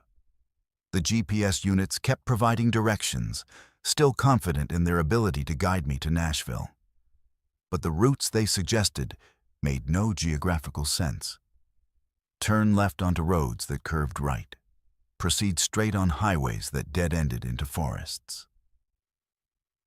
Take exits that led to bridges spanning empty air over valleys that shouldn't exist, according to any topographical map of Georgia. I started recognizing some of the abandoned trucks from their distinctive paint jobs and custom modifications. A bright yellow Peterbilt with flame decals that I'd seen at truck stops across the southeast. A purple Kenworth with chrome everywhere that belonged to a driver named Candy, who ran specialty loads between Texas and Florida. Vehicles I'd personally encountered in my 4 years of driving, all sitting empty in this impossible graveyard of transportation. That's when the horrible truth started crystallizing. These weren't just random breakdowns or equipment failures. These were trucks that had been lured here by the same GPS systems that were currently guiding me deeper into this maze. Drivers who trusted their navigation technology just like I had, following recalculated routes that led away from legitimate highways into some kind of collection area where vehicles were harvested and drivers disappeared. My own truck was slowing down despite my foot holding steady pressure on the accelerator. The engine was running normally, no mechanical problems I could detect. But my speed kept dropping from 60 to 50 to 40 miles per hour. At the same time, my GPS systems were becoming more insistent about the directions they provided. The synthetic voices overlapping each other in urgent commands to turn here, merge there, proceed straight ahead toward destinations that existed only in their digital imagination. "Turn right in 500 feet, announced the Garmin. "Continue straight for optimal route," contradicted the Rand McNally. "Recalculating. Make U-turn when possible," insisted Google Maps. All 3 systems were giving different instructions simultaneously. But they shared one common element. None of their directions led back toward any legitimate highway. Every suggested route took me deeper into the maze of back roads and abandoned trucks, toward some central collection point where I suspected the harvesting process would be completed. I made a decision that probably saved my life. I turned off every electronic device in my cab. GPS units, smartphone, CB radio, even my electronic logging device and satellite radio. Everything that could receive or transmit signals got powered down, leaving me alone with just the mechanical systems of my truck and my own sense of direction. The effect was immediate and terrifying. Without the electronic guidance systems, I could suddenly see that the roads I'd been following weren't actually roads at all. They were paths worn into the landscape by thousands of vehicles, tracks that led in circles through forests and fields, creating the illusion of a transportation network, while actually forming a maze designed to trap and confuse drivers who relied too heavily on technology for navigation. Using the sun's position and my internal compass, I managed to find a genuine road that led back toward Interstate 24. The abandoned trucks gradually disappeared behind me, and normal cell service returned as I approached civilization. My GPS units remained powered off, and I completed the remainder of my run to Nashville using only paper maps and road signs, old-school navigation methods that couldn't be manipulated by whatever intelligence was operating that electronic trap. I never reported what I'd seen to my company or law enforcement.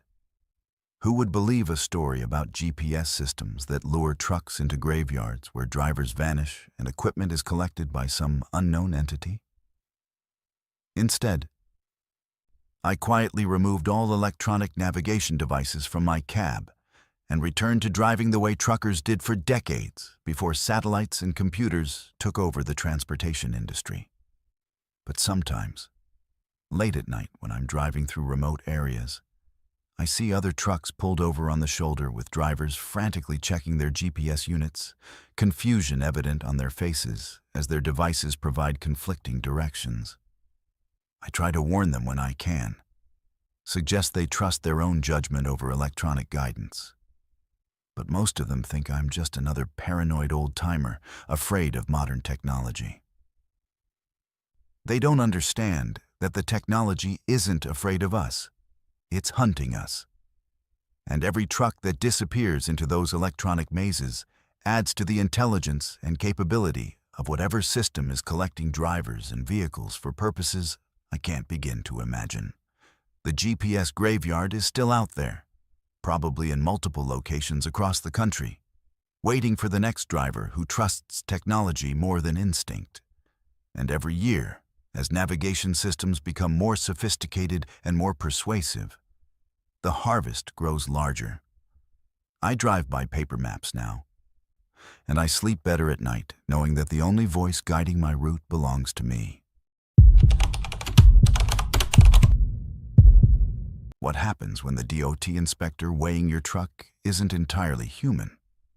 Gloria stopped at a weigh station that shouldn't exist on her route, where the inspector knew impossible details about her personal life. I am Gloria Martinez, have been for 38 years, and in 17 of those years, I have maintained a perfect safety record. 0 violations, 0 accidents, 0 incidents that would give any Department of Transportation inspector reason to look twice at my operation. My pre-trip inspections are thorough, my logbooks are flawless, my equipment is maintained to standards that exceed federal requirements. I run a clean operation because reputation is everything in this business, and one bad inspection can destroy years of careful work. So when the portable electronic sign commanded me to report to the weigh station that appeared suddenly on my route through Nevada, I complied without hesitation. Professional drivers follow DOT instructions without question, even when those instructions lead to places that should not exist according to any map or memory of previous runs through this corridor. The facility materialized out of heat shimmer on Highway 50, that lonely stretch they call America's loneliest road. where services are sparse and civilization exists in small pockets, separated by vast distances of desert and mountain. I had driven this route perhaps 40 times in my career, knew every mile marker and every legitimate inspection station. But this weigh facility was new to me. Fresh concrete, modern equipment, official DOT signage that looked authentic in every detail. The scale platform was standard configuration. The inspection building appeared regulation. The parking areas were properly marked with the familiar white lines and yellow curbing that characterized government transportation facilities. Everything looked exactly as it should look, except for the complete absence of other vehicles. No other trucks waiting for inspection, no passenger cars using the facility for rest stops, no maintenance vehicles or official cars that would normally be present at an active DOT station. I positioned my 2020 Volvo VNL and my 53-foot refrigerated trailer precisely on the scale platform and waited for the weight reading to stabilize. The electronic display showed my gross vehicle weight as 79,840 pounds, well within legal limits, properly distributed across all axles according to federal bridge laws. My paperwork was organized and ready for inspection. Bill of lading, logbooks, medical certificate, registration, insurance documentation, all current and compliant. The inspector emerged from the building and approached my truck with the measured pace and official bearing that characterized experienced DOT personnel. He wore the standard uniform, carried the regulation clipboard and inspection forms, displayed proper identification badges that appeared authentic. Everything about his appearance and demeanor was entirely normal except for his eyes, which reflected light like an animal's eyes in darkness, and his knowledge of personal details that no government inspector should possess. "Good afternoon, Mrs. Martinez," he said in a voice that carried the flat, neutral tone of bureaucratic authority. "Please provide your commercial driver's license, medical certificate, and current logbook." I handed him the requested documents through my window and waited while he reviewed them with the careful attention that DOT inspectors apply to paperwork.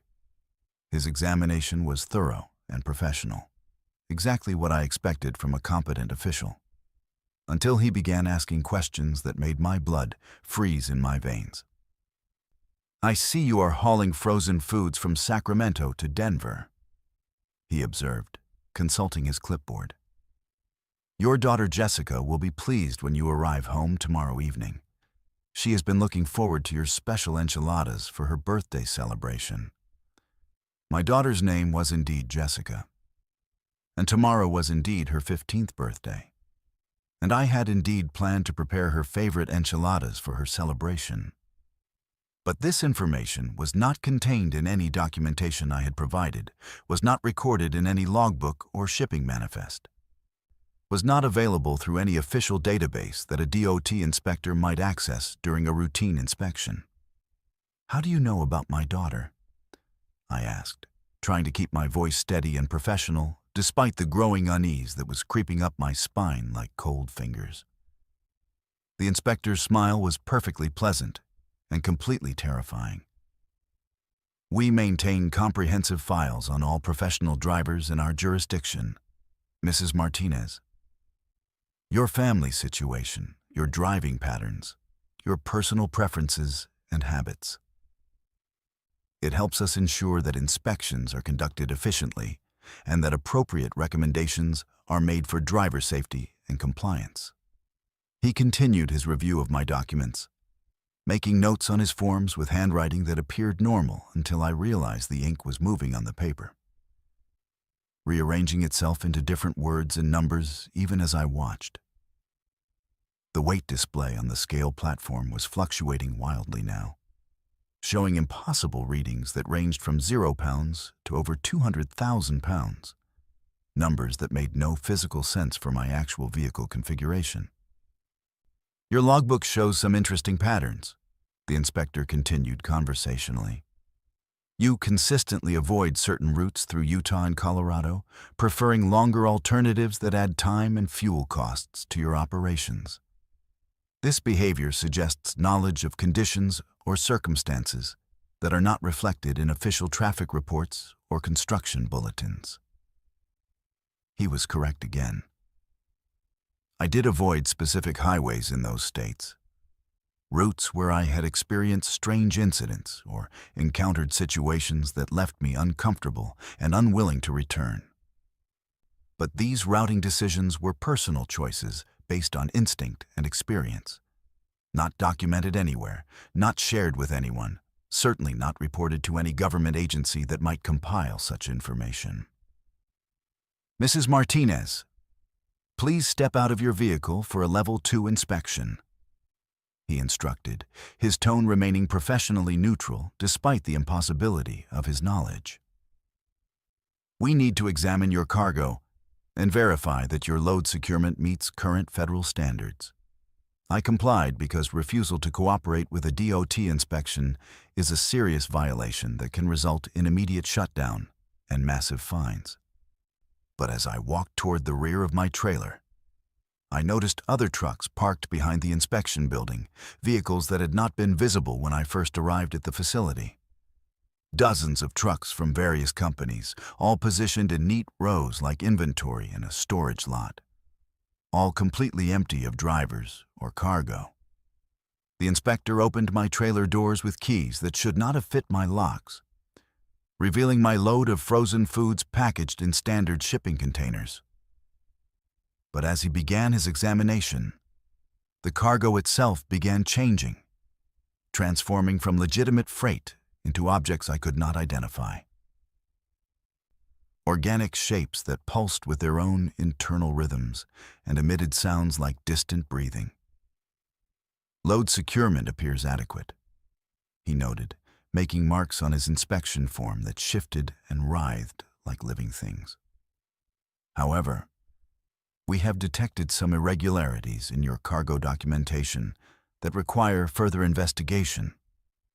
Please report to the processing facility for additional screening. The processing facility, he indicated, was a building I had not noticed before. A structure that appeared to be constructed from the same materials as the trucks parked behind it. Metal and glass and rubber formed into architectural shapes that hurt to look at directly. Other drivers were walking toward this building with the slow, measured pace of people under some form of control, their movements synchronized in ways that suggested external influence rather than personal choice. What kind of processing? I asked, backing slowly toward my truck. Standard biological compliance verification, the inspector replied, his smile widening to reveal teeth that were too sharp and too numerous for any human mouth. We need to ensure that drivers operating in this jurisdiction meet current specifications for integration with transportation infrastructure. The process is painless and improves efficiency significantly. I ran, abandoning protocol, abandoning my load, abandoning every professional instinct that had guided my career. I sprinted back to my truck and fired up the engine without completing any pre-trip inspection. The scale platform attempted to hold my vehicle in place through some mechanism I could not identify. But my Volvo's 500 horsepower engine had enough torque to break free from whatever was constraining my wheels. The inspection facility receded in my mirrors as I accelerated toward the highway. But the inspector's voice followed me through my CB radio despite the fact that I had not given him my channel or call sign. Mrs. Martinez, failure to complete required inspection procedures constitutes a serious violation of federal transportation regulations. Report to the nearest DOT facility immediately for compliance verification. I drove straight through to Denver without stopping, completed my delivery, and immediately began researching the location where I had encountered the inspection station. According to every official source I consulted, no DOT way facility existed at that location on Highway 50. The Nevada Department of Transportation had no record of any inspection station between the points where I had entered and exited their jurisdiction. But other drivers began sharing similar stories on CB frequencies and trucking forums. Encounters with inspection facilities that appeared suddenly and vanished afterward, staffed by officials who knew impossible details about drivers' personal lives and families. Some drivers reported completing these inspections and returning to their routes with no memory of what had occurred during the processing procedures. Others described escaping from facilities where the cargo and drivers were being harvested for purposes that remained unclear. I modified my routes to avoid isolated highways where such encounters might occur, sharing information with other drivers about locations where phantom inspection stations had been reported. But the network of these facilities appears to be expanding, and the processing procedures are becoming more sophisticated in their ability to identify and capture drivers who possess knowledge or experience that might threaten their operations. The most disturbing aspect of these encounters is their apparent legitimacy. The facilities look official, the procedures follow proper DOT protocols, and the inspectors carry credentials that appear authentic until examined closely. Only their impossible knowledge and their inhuman characteristics reveal the true nature of what they represent.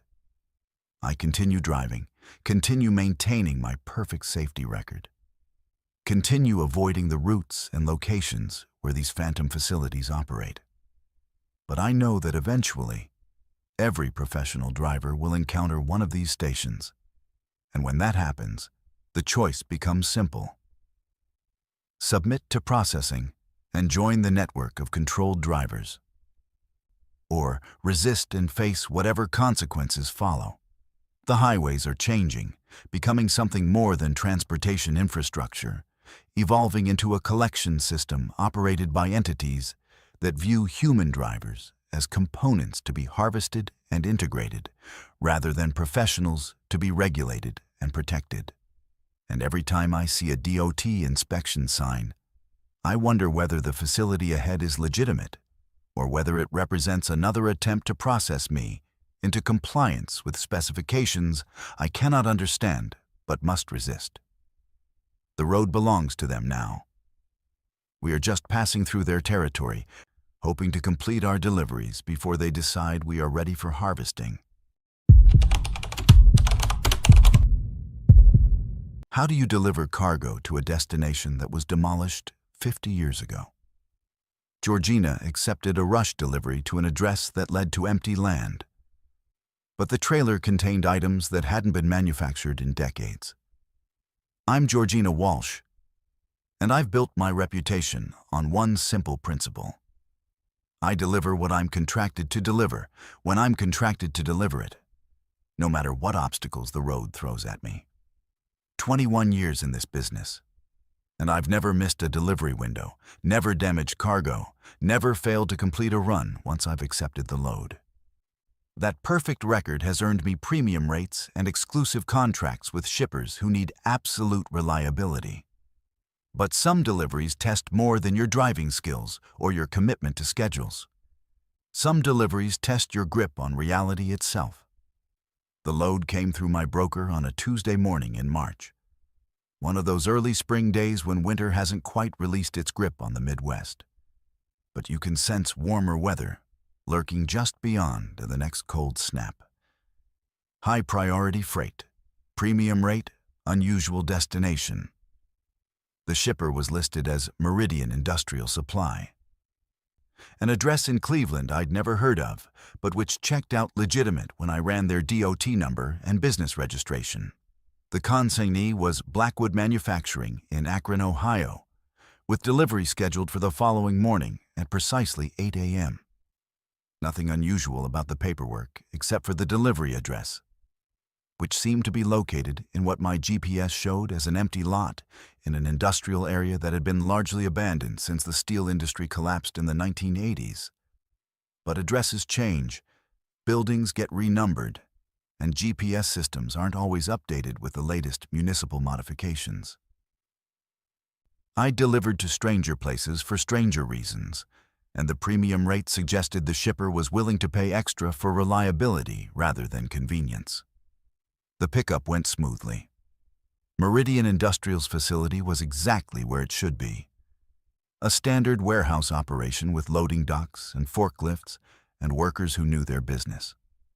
The freight was packaged in wooden crates, marked with shipping labels that looked vintage. The kind of typography and design aesthetics you'd see in industrial catalogs from the 1960s or 1970s, but printed on modern shipping forms with current tracking numbers and barcodes. "What kind of equipment are we shipping?" I asked the dock supervisor as they loaded my 53-foot dry van trailer with 28 crates of varying sizes.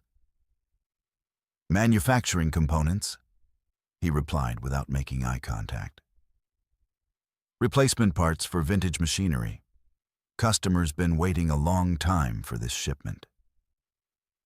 The crates were heavier than modern manufacturing components should be, dense with the kind of weight that suggested solid steel construction rather than the aluminum and composite materials favored by contemporary industrial suppliers. But vintage equipment often required robust replacement parts, and specialized manufacturing could justify both the weight and the premium shipping rates.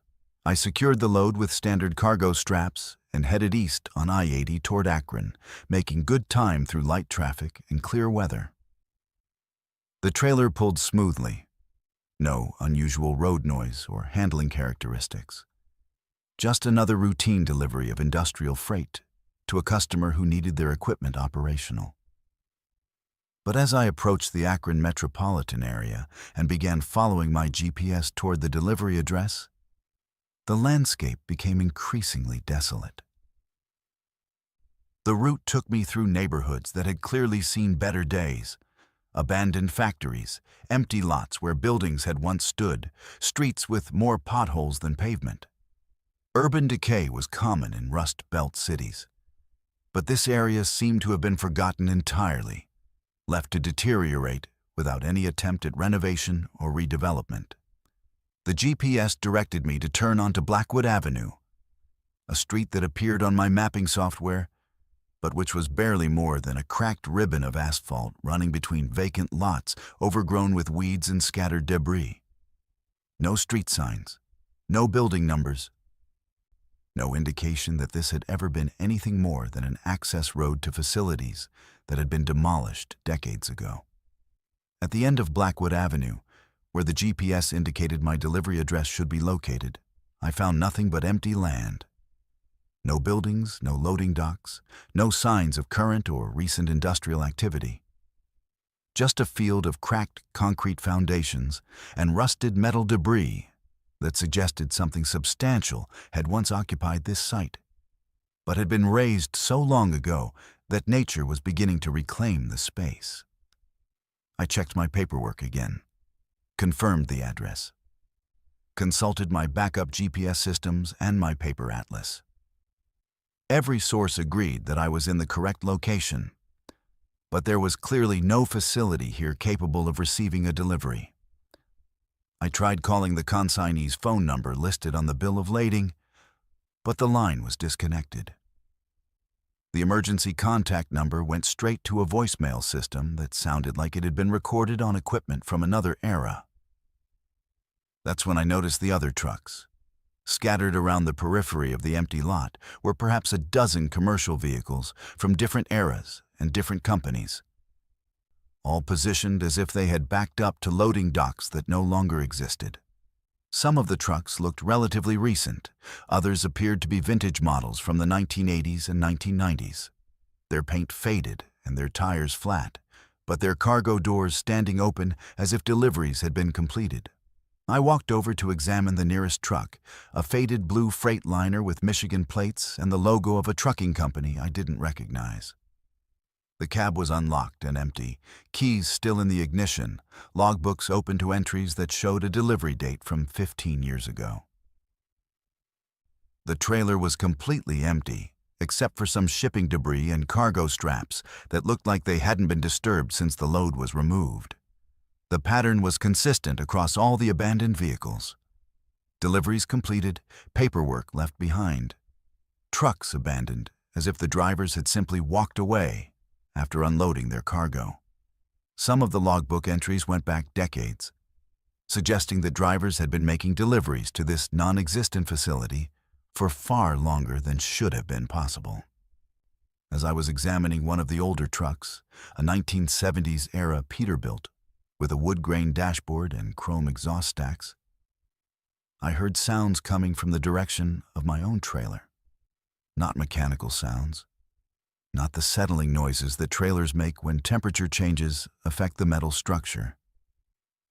Human sounds, voices and movement, as if people were unloading my cargo.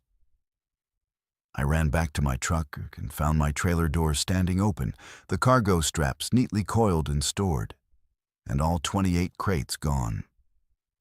The trailer was empty except for wooden pallets and some shipping debris, exactly like all the other abandoned trailers I'd examined. But there were no people visible, no loading equipment, no explanation for how several tons of crated machinery could have been unloaded and removed in the few minutes I'd been away from my vehicle. That's when I saw them. Workers in coveralls and hard hats, carrying clipboards and moving with the purposeful efficiency of people who knew exactly what they were doing. But they were translucent, like images projected onto the air, and they were dressed in work clothes from decades past. The coveralls were the style worn by factory workers in the 1960s. The hard hats were the old-fashioned metal designs that hadn't been used since the 1970s. And their movements had the slightly accelerated quality of old industrial films. They were unloading trucks that had been abandoned for years, carrying cargo that should have deteriorated long ago into a facility that existed only in some temporal overlap between past and present. The phantom workers moved efficiently from vehicle to vehicle, removing loads that had been waiting for delivery since their drivers had walked away from their abandoned trucks. I watched as they approached my trailer with the practiced coordination of a loading crew that had been working together for decades. They loaded my 28 crates onto hand trucks and dollies that looked like museum pieces, transporting them toward a shimmering outline that gradually resolved into the shape of a manufacturing facility that flickered in and out of visibility like a mirage. Blackwood Manufacturing existed, but not in the present. It occupied the same space it had inhabited 50 years ago, operating with the same workforce, using the same equipment, serving customers who needed replacement parts for machinery that had been obsolete for decades. The facility existed in a temporal bubble that intersected with the present just long enough to receive deliveries from drivers who had been hired to transport cargo backward through time. The phantom supervisor approached my truck carrying a clipboard and a pen that left no marks on paper. He handed me a receipt for the delivered cargo, a document that felt substantial in my hands, but which began fading even as I held it. The signature line showed my name written in handwriting that wasn't mine, acknowledging delivery to a customer who had been out of business since before I was born. "Thank you for your service," the supervisor said, in a voice that seemed to come from a great distance. "Your cargo will be processed according to specifications and distributed to customers who have been waiting patiently for these components." As the phantom facility faded back into temporal invisibility, I realized that some freight moves through dimensions other than space. Some loads are transported not just from one location to another, but from one time period to another, serving customers who exist in the past and need supplies that can only be obtained from the future. I drove away from that empty lot with my trailer doors closed and my cargo delivered, but with no proof that the delivery had ever taken place, except for the payment that appeared in my account exactly as contracted. The bill of lading dissolved into illegible ink, the receipt faded to blank paper, and the GPS showed no record of the route I had taken to reach the delivery site. But I continue to receive similar loads through the same broker, cargo bound for destinations that exist only in memory, serving customers who operate factories that closed before their grandchildren were born. The Phantom Freight network spans decades and connects eras, ensuring that the machinery of the past continues operating even after the world has moved on to newer technologies. And sometimes, late at night when I'm driving through industrial areas that have seen better days, I catch glimpses of the temporal overlaps where past and present intersect. Factories that shimmer into existence for just long enough to receive a delivery. Workers who have been waiting decades for replacement parts. Customers who trust professional drivers to bridge the gap between what was and what is. I deliver to the past because someone has to keep history running, even when history has been officially discontinued. What lives in the shadows of those 24-hour rest stops you think are safe? Shelby noticed the same figure at every rest stop across multiple states, and security cameras malfunctioned whenever it appeared. What lives in the shadows of those 24-hour rest stops you think are safe? Shelby learned that some things wait in the darkness, not just to scare you, but to wear your face for the next victim. My name is Shelby Reeves, and I've always been the cautious type. 34 years old, been driving professionally for 9 years, and I've developed what you might call a paranoid approach to personal safety on the road. I park only in well-lit areas, I lock my doors religiously, I carry pepper spray and a tactical flashlight, and I maintain situational awareness like my life depends on it. Because in this business, sometimes it does. Female drivers face risks that our male counterparts don't have to consider, and complacency can get you hurt or worse. But all my precautions and careful planning couldn't protect me from something that had been hunting me across state lines, learning my patterns, waiting for the perfect moment to make its move. The first time I saw him, I was taking my mandatory 10-hour break at a Flying J in Oklahoma. One of those mega truck stops with fuel pumps, restaurants, showers, and enough parking for 200 trucks. I'd positioned my Freightliner Cascadia under the brightest light pole I could find, backing into a spot that gave me clear sight lines in all directions and easy escape routes if trouble developed. Standard protocol for a solo female driver, parking overnight at an unfamiliar location. I was reviewing my route for the next day when I noticed him standing at the edge of the parking lot, just beyond the reach of the overhead lighting. Tall figure, maybe 6'3", wearing what looked like a dark coat or jacket. Perfectly motionless in a way that immediately caught my attention. Most people move constantly, shifting weight, adjusting clothing, checking phones. But this figure stood absolutely still, like a statue or a scarecrow planted in the asphalt. At first, I figured he was just another driver taking a smoke break or stretching his legs after hours behind the wheel. Truck stops attract all kinds of people at all hours, and standing around in parking lots isn't unusual behavior. But something about his posture and positioning bothered me. He was facing toward the parked trucks rather than away from them. And he seemed to be watching the vehicles rather than just killing time between driving shifts. I kept an eye on him while I organized my paperwork and prepared for sleep. But after about 20 minutes, he simply walked away into the darkness beyond the truck stop property. Probably just a restless driver, or maybe a lot lizard scoping out potential customers. Nothing threatening.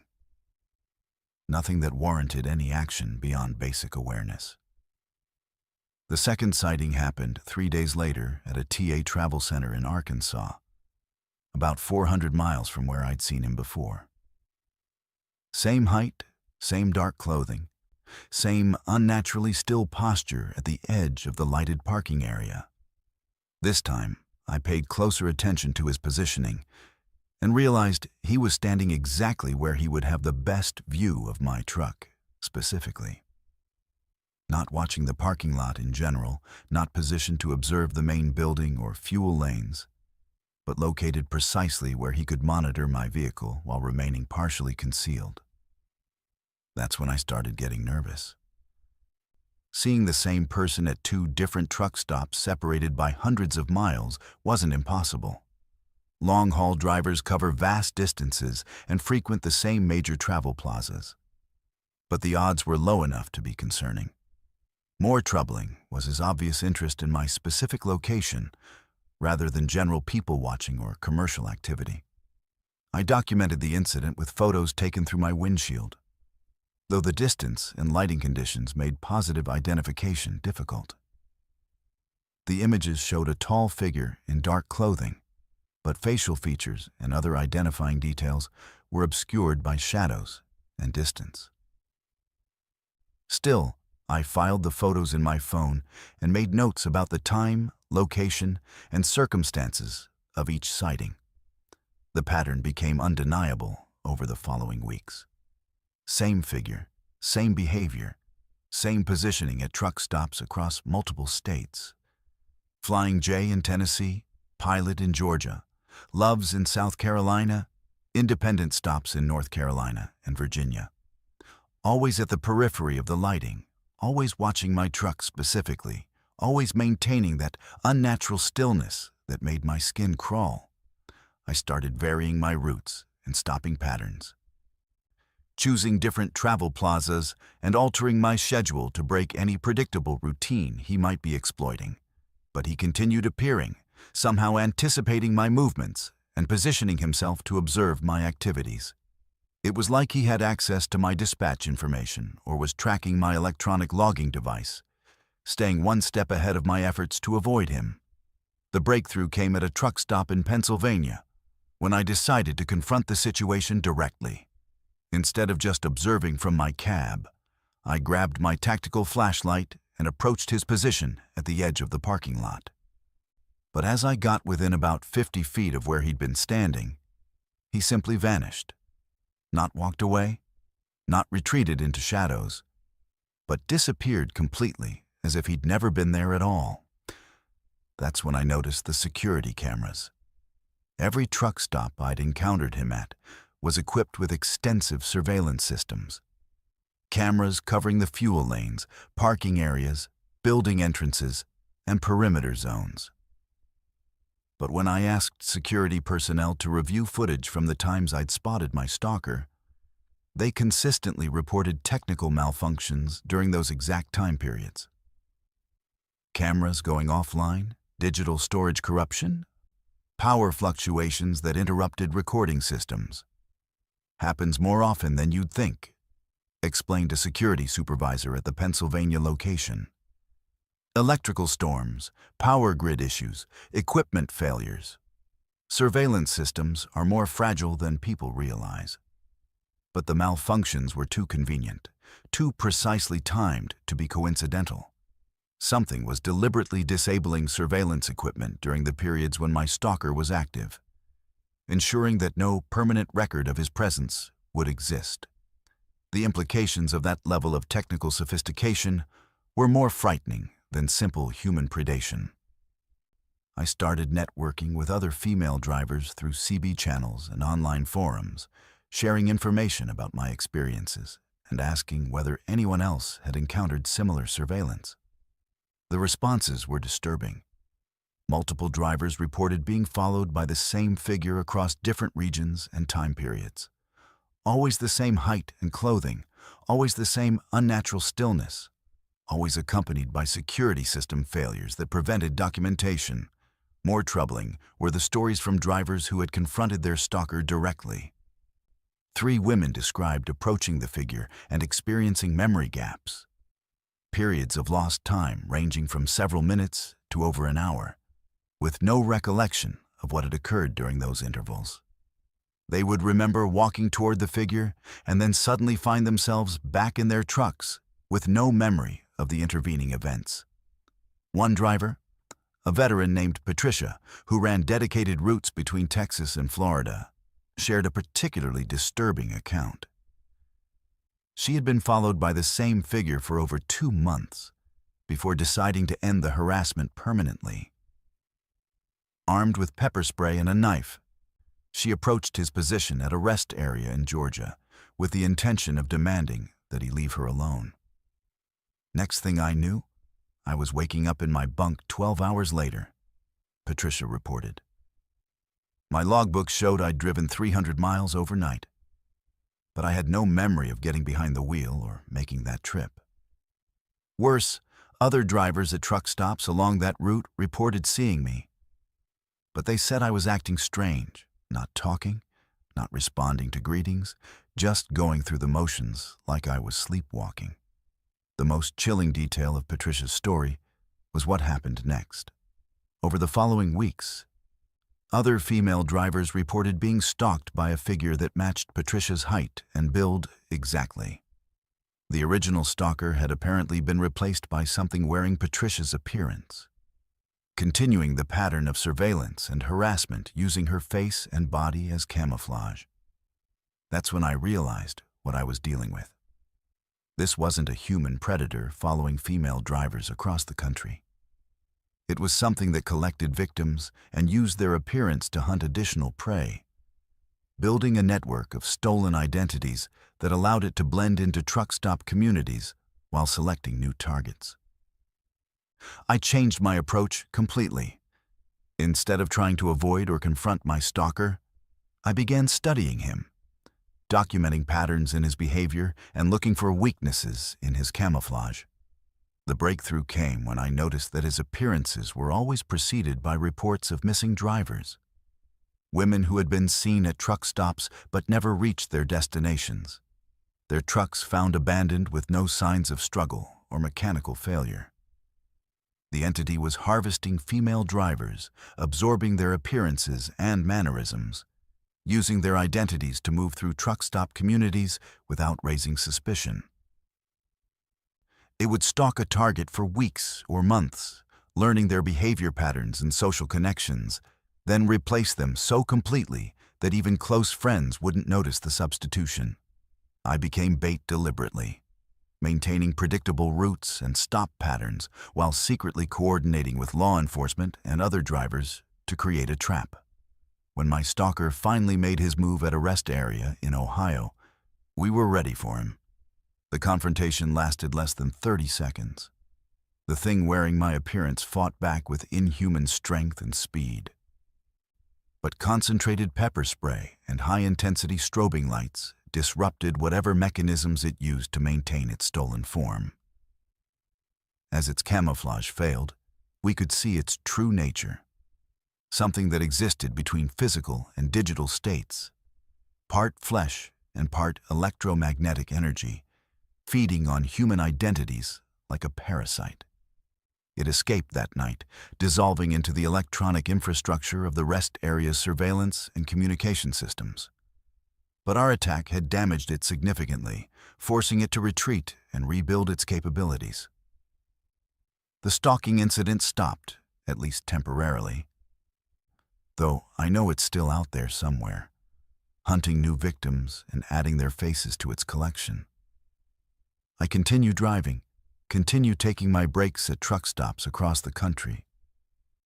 But now I know what lives in the shadows between the light poles. Some predators hunt for food or territory or dominance, but this thing hunts for identity itself, stealing not just lives, but the very essence of who its victims are. And every time I see a driver acting slightly off, not quite matching their usual personality, I wonder if I'm looking at another victim or if I'm seeing the hunter wearing someone else's face. What happens when your odometer starts counting backward to zero? Ben's retirement run became a journey backward through time when his truck began erasing every mile he'd ever driven. What happens when your odometer starts counting backward to zero?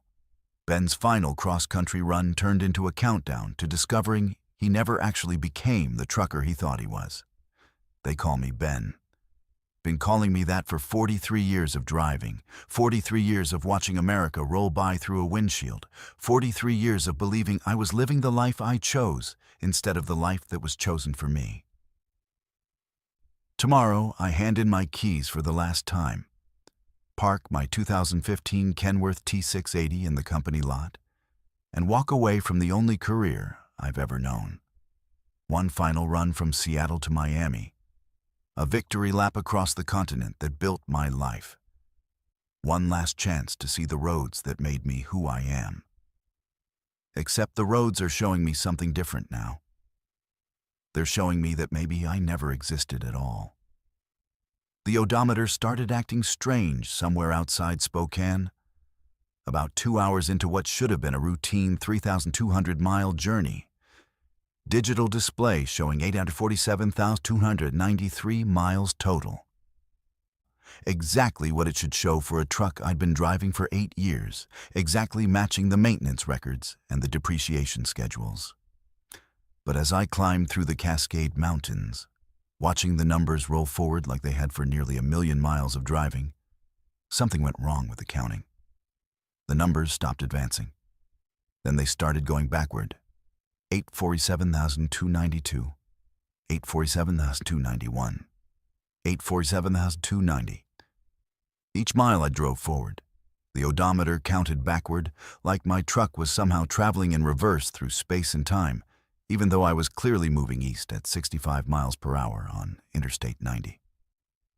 At first I figured it was just an electrical glitch, the kind of minor malfunction that happens to aging electronics. Digital displays fail, sensors get confused, computer systems develop quirks that make them behave erratically. Nothing to worry about. Nothing that would affect my ability to complete my final delivery. But as the backward counting continued through Montana and into North Dakota, I began to realize this wasn't a simple mechanical problem. Every mile that disappeared from my odometer brought back a memory I'd forgotten. At 847,200, I remembered picking up my first load in Portland 23 years ago. Nervous and excited about finally living my dream of seeing the country from behind the wheel of a big rig. At 847,100, I remembered the truck stop in Wyoming where I'd met Sarah, the waitress who would become my wife for 12 years before the road finally took me away from her. At 847,000, I remembered my father's funeral in Kansas, how I'd driven through a blizzard to make it home in time to carry his casket. The memories weren't just returning, they were becoming more vivid, more detailed, more real than my current experience of sitting in this truck cab driving across North Dakota farmland. I could smell the diesel fumes from my first truck, a beat-up Freightliner that burned oil and leaked coolant, but represented freedom to a young man who'd never been anywhere beyond the borders of his home state. I could feel Sarah's hand in mine as we walked through truck stop parking lots, sharing dreams about the house we'd buy when I made enough money to settle down. By the time I reached Fargo, my odometer had counted backward to 840,000 miles, erasing 7 years of driving in the span of one day. But those weren't just numbers disappearing from a digital display. Those were 7 years of my life being methodically deleted, removed from existence as if they had never happened. The truck was unmaking itself and unmaking me along with it. I tried stopping at a Caterpillar dealer to have the odometer checked, but the service manager looked at me like I was speaking a foreign language when I described the problem. According to his diagnostic computer, my truck's odometer was working perfectly, showing exactly the mileage it should show for a vehicle of its age and service history. The backward counting was invisible to everyone except me. That's when I realized the horrible truth. I wasn't experiencing a mechanical failure. I was experiencing the systematic erasure of a life that had never actually been lived. Every mile counting backward was undoing another piece of the illusion I'd been living for 4 decades, revealing the emptiness beneath the carefully constructed fantasy of Ben the truck driver. The revelation accelerated as I continued east. 800,000 miles. I remembered getting my CDL, the pride I'd felt when the examiner handed me that commercial license and told me I was qualified to drive the biggest vehicles on America's highways. Down at 50,000 miles, I remembered my first cross-country run. The sense of accomplishment as I delivered a load of electronics from California to New York in perfect condition and ahead of schedule. 700,000 miles. I remembered meeting other drivers who became friends, forming the loose community of nomads who shared the brotherhood of the road. But as each memory returned, I began noticing inconsistencies, details that didn't quite fit together, conversations that seemed rehearsed rather than spontaneous, experiences that felt like they had been manufactured rather than lived. The truck stops I remembered visiting had layouts that shifted depending on when I recalled them. The friends I'd made had faces that changed when I tried to focus on them directly. The loads I'd hauled transformed from electronics to furniture to produce, depending on which version of the memory I accessed. By the time I reached Minneapolis, my odometer had counted down to 500,000 miles, and I was beginning to understand that my entire career as a truck driver had been an elaborate simulation. The roads I thought I'd traveled were digital representations of real highways. The cargo I'd delivered existed only in computer databases. The relationships I'd formed were interactions with artificial intelligences programmed to respond like human beings. The truck itself was the interface, the mechanism through which I'd experienced a virtual reality so complete and immersive that I'd never questioned its authenticity. For 43 years, I'd been sitting motionless in some kind of pod or chamber, connected to systems that fed sensory data directly into my brain while my body remained stationary.